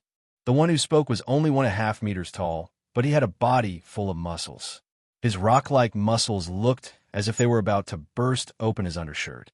His entire body was like a human-shaped steel cannon. His biggest feature was not his body size, but his abnormally developed body hair. Although his face only had sparse stubble, his chest, armpits, arms, and legs were all covered in large patches of black. It was so dark that it made people dizzy just by looking at it. After getting a clear look at the person's face, Fong Bujue stood up and took the opportunity to remove the hairy hand from his shoulder. He smiled and said, You don't look familiar to me either. Brother Jew's reaction was quite smart. Before he figured out the situation, he tried not to show any obvious attitude or say anything that could easily reveal his identity. Heh. Brother Body Hair squeezed out a smile and looked up at Brother Jew. It's okay if you don't look familiar. We're all on the same boat, so we'll get to know each other very quickly. I wonder how you're going to get to know each other, brother. Fong Bujue could hear, see, and guess that this kind of person who came to talk to him for no reason was definitely up to no good. Haha, it's like this. Brother Body Hair revealed a sinister look and replied, I was playing cards with a few of my buddies, but there were so few people, so it was boring. I saw you wandering around alone for a long time, and you looked like you had nothing to do, so Fong Bujue didn't need to finish listening to him to know what he was up to. He immediately interrupted him and put on a standard fishbelly face. He said happily, Then you've found the right person. Playing cards is my favorite. To tell you the truth, I'm good at playing cards back in my hometown. Things like big or small, blackjack, and turtle. I'm invincible in the whole village. Brother Jew's acting was really from the inside out. After a few sentences, not only did his expression change, even his accent changed. It was quite natural, too. Looking at Brother Body Hair, he was undoubtedly fooled. With his IQ, he would never have thought that he would be tricked by someone else. He was now deeply convinced that the man in front of him was a superfish. In less than half an hour, this kid would lose his pants. Ha. Okay, then let's. 2 seconds later, Brother Body Hair couldn't wait to bring Brother Jew to his buddies. Unexpectedly, wait. At this juncture, Fong Bujue interrupted him again. Heh. He laughed foolishly and said, Don't take me for a fool. I'm not going with you alone. What if you guys lose and go back on your word? He paused for half a second, and before Brother Body Hair could explain, he continued, I'll bring a fellow countryman to play with me. That way, you won't be able to go back on your word if you lose. When Brother Body Hair heard this, he complained in his heart, Tisk, I thought a country bumpkin like you was going to say something. You're such a picky person who only knows how to play big or small, blackjack, and turtle.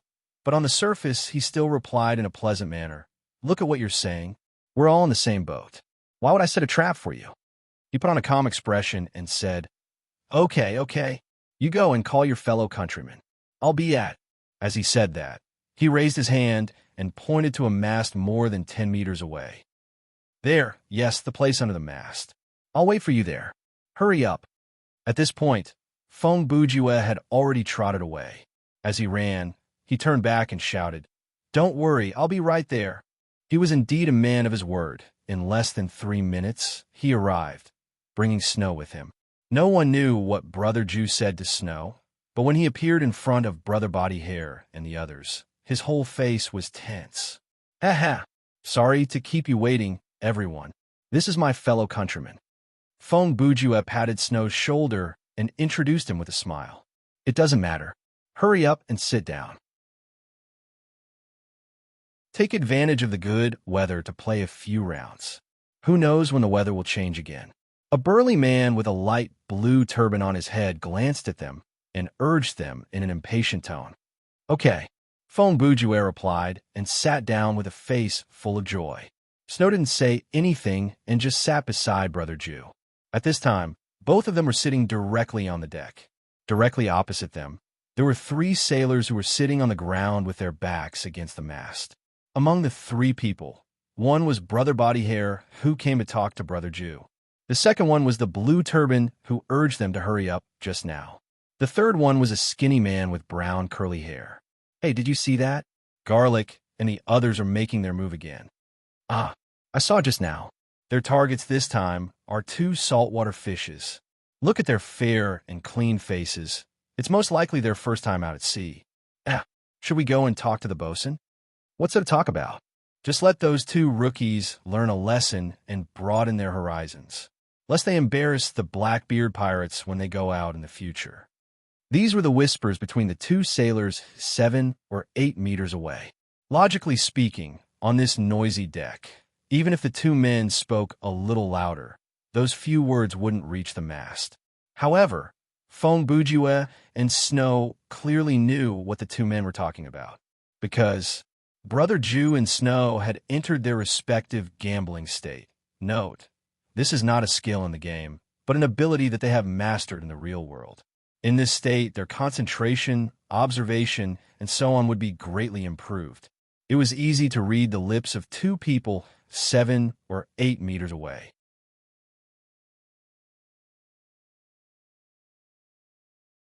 Chapter 1297. To cut to the chase, let's not talk about the progress of the card game that Fong Bujue and Snow went to as teammates. Let's take a look at Ambitionist first. Different from Snow, Han was very familiar with his brother Jew. Therefore, when he confirmed that Fong Bujue was going to explore the upper deck, he entered the lower deck without hesitation. This was a kind of trust between rivals. Ambitionist believed that Fong Bujue would be able to handle everything on the deck, and he did not need his help at all. Therefore, he left the area. That way, the efficiency of the team would be maximized. The difficulty of this scenario is indeed relatively low.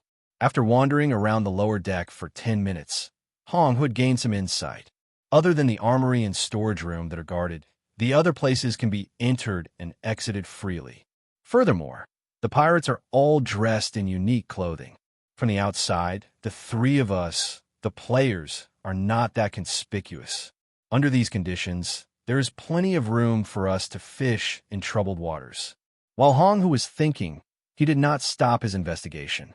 The first step of his plan was to investigate the internal structure of a ship and the basic map so that he could carry out his follow-up plan. However, when he passed the corridor outside the bar for the second time, suddenly a familiar voice rang in his ears. "This is Brother Glasses." It was a man's voice. There was nothing special about it, but Ambitionist knew that he had heard this voice before. He just could not recall where he had heard it. "You are calling me?" Hong, who turned his head to study the man, as he asked. At that moment, the figure of the speaker appeared in Hong-Hu's sight. The man was wearing a striped shirt and a pair of coarse pants that were rolled up to his knees. Based on his appearance, he was about 30 years old. His face was covered in scabs. Even though he was not that old, his back was hunched like an old man. He had to rely on a walking stick to support himself when he walked. "Huh, there's no one else here, right?" The hunchback man smiled and replied honestly. "Then, do you have any business with me?" When Hong-Hu gave his reply, he was very cautious. This was because he had noticed something strange from the strange way of addressing the man, and he started to suspect that the man was an NPC who was far stronger than he appeared to be. The hunchback man replied slowly. "I just want to say hi to you. By the way, I want to remind you." He paused for half a second before continuing. "Blackbeard already knows about the 3 of you sneaking onto the ship." When he said that, Hong-Hu's heart skipped a beat, but he tried his best to maintain a calm expression. He asked in a calm tone, "What are you talking about? I don't understand you." You don't have to play dumb with me, the hunchback man said again. Since I can tell you the number of you and the fact that you sneaked onto the ship, it means that I know far more than you think. Of course, you can also think that I saw or heard something, and then I came here to trick you. That's your freedom. However, I will still tell you what I should tell you. At this point, he was silent for 2 seconds as he looked around. Then, he lowered his voice and said to Ambitionist with a serious expression, "At this stage, as far as I know, other than me, there are 2 other people on this ship who know about your identities. One is Captain Blackbeard, and the other is the guard at the door of the 3rd storage room. Lon, wait a minute." When he heard that, Honghu immediately interrupted him and asked, "The Loran you mentioned, could it be the fat man sleeping on the hammock outside the storage room?" He was obviously testing the waters. "Oomph," the hunchback man sneered. "Do you really think he is sleeping?" This sentence made Honghu's face change color. The hunchbacked man keenly caught the change in his expression and continued, "If you want to survive here, you and your 2 companions have to understand one thing. That is, on Blackbeard's ship, there are absolutely no weaklings. Any one of the 100 or so people, even if they're just a small fry, must have something special about them. Think about it carefully. Would a person like Blackbeard let a fat man who only knows how to doze off guard an important storage room? Think about it another way. Would a person who was ordered by Blackbeard to guard the storage room dare to sleep at his post?" Honghu was speechless and could not help but feel ashamed of his carelessness. "All right, that's all I have to say," the hunchbacked man said. "What to do next is up to you. I hope the 3 of you can reach Devil's Maw Island alive." After that, he leaned on his walking stick and was about to turn and leave. "Wait." Honghu saw this and hurriedly said, "Who are you? Why do you want to help us?" Now that things had come to this, there was no need for him to continue playing dumb. He directly threw out 2 very important questions. "You don't need to know my identity and purpose for the time being." The hunchbacked man didn't stop turning around. Instead, he used a voice that was barely audible to the other party and replied softly, "As for my name." He hesitated for a moment before continuing, "You can call me Ken." At the same time, above the deck, in the captain's cabin, Blackbeard was sitting on a chair, sleeping. It was not quite accurate to say that he was sleeping because he had never really fallen asleep. Strictly speaking, Blackbeard should be resting with his eyes closed while dreaming. This was a very subtle and abnormal state that ordinary people would not be able to experience. In this state, Blackbeard was even more alert than when he was awake. He could listen to Loran's report in the illusory dream, and at the same time, he was aware of everything that happened around him like the back of his hand. This was Blackbeard's sleep. Some people thought that this was an excellent ability, but in his opinion, it was one of the many curses that he had to bear. Phew! Suddenly, without any warning, Blackbeard let out a long sigh and opened his eyes. Not only did he manage to sneak onto my ship without leaving a trace, but he also appeared in an impossible place. After waking up, he began to talk to himself in his hoarse voice. "Heh, I seem to smell the scent of a traveler from another world."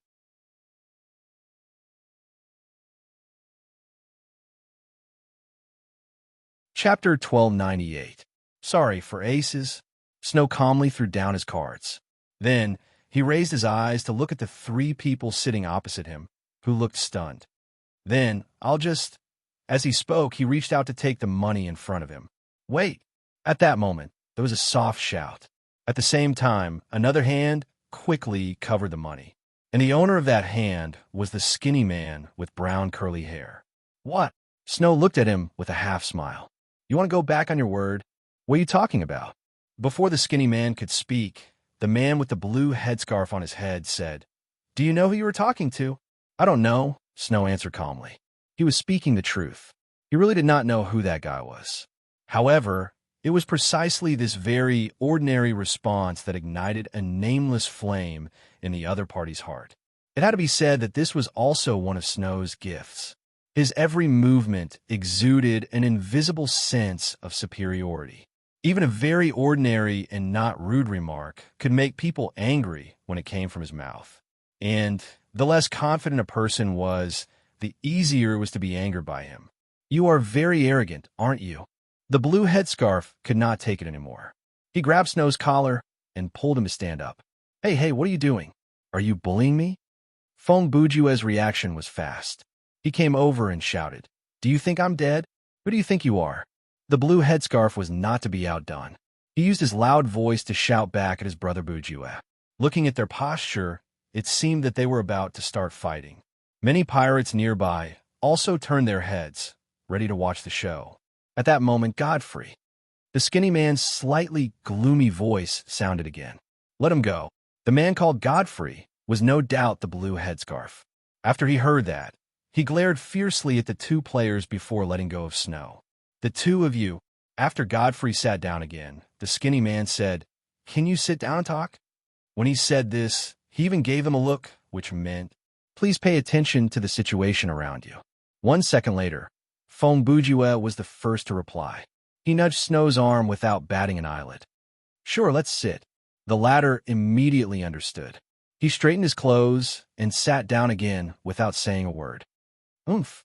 After the two of them sat down, the skinny man snorted coldly. He lowered his voice and said, "I really didn't expect to meet experts here today, and two of them at that." "What are you talking about?" Fong Bujue picked his nose and said loudly, "Didn't I say it from the beginning? I'm really good at playing cards. Do you think you can renege on your debt just by praising us after you lose? Save it." The skinny man continued in a low voice. "When you opened your mouth, I could tell that you were faking it on purpose. Then I guessed you were planning to pretend to be a pig to eat a tiger." As he spoke, he shifted his gaze to Snow. "I originally thought you found a so-called fellow countryman to use him as bait so that you could make your move. But I didn't expect the two of you to be hooks." Cut the crap. Since he had already said so much, Fong Bujue was too lazy to pretend anymore. In the blink of an eye, he seemed to have changed into a different person. He used a more intimidating expression and a more gloomy tone to reply coldly, "The rules of the underworld. There's no taking back an arrow that has been shot, and there's no return money for a bet. Since you already know that we're not dots, then either you don't play with us, or you admit defeat and admit that you're not as good as us." He paused for half a second and put on a ferocious expression. "Were you now? Not only can you not win, but you can't even afford to play?" Brother Jew was quite proficient in slang. Although he did not know how the system translated his words, other than the skinny man, Brother Body Hair and Godfrey were already stunned by his words. "All right." After a moment of silence, the skinny man replied, "I admit defeat today." He moved his hand that had not moved for a long time away from the bet. "You can take the money." Everyone knew that he was going to say a but. The skinny man said, "You have to tell me, how did you cheat just now?" As a swindler, the skinny man's words were equivalent to admitting defeat. Logically speaking, Brother Jew and the rest should have given him a way out at this time.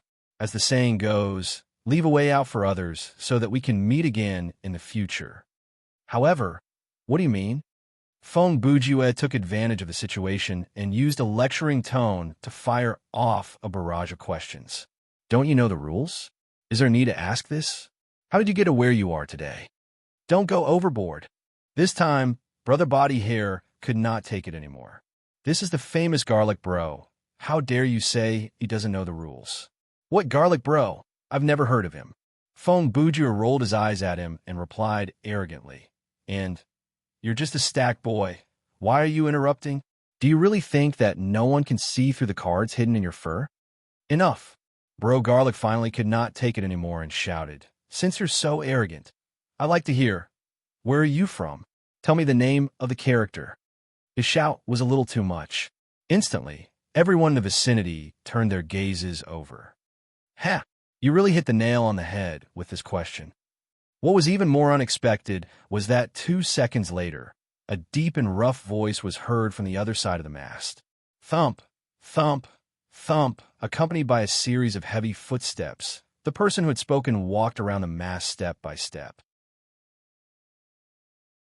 As he walked, he said, "Even I have heard of his name." At this moment, other than Snow, Everyone knew who the person who had not yet appeared was. People call him, laughing at the vast sea, breaking through thousands of armies, planning the universe, and calculating karma. After reciting the first two lines, Blackbeard's figure had already appeared beside the dumbstruck Garlic trio. Feeling nothing, fearing no life and death, not a ghost, not a god, like a mad demon. When Blackbeard finished reciting the entire poem, he was already standing in front of Brother Jew and looking into his eyes. The two of them were not in a hurry to communicate. After meeting each other, they just looked at each other silently and smiled without saying anything. On the other hand, the pirates on the deck had their hearts in their throats. Although these dozens of people looked ferocious, they didn't even dare to breathe loudly at this moment. You're tuning into the Warrior Lore YouTube channel. Don't forget to subscribe and join us on this journey to catch the most captivating stories.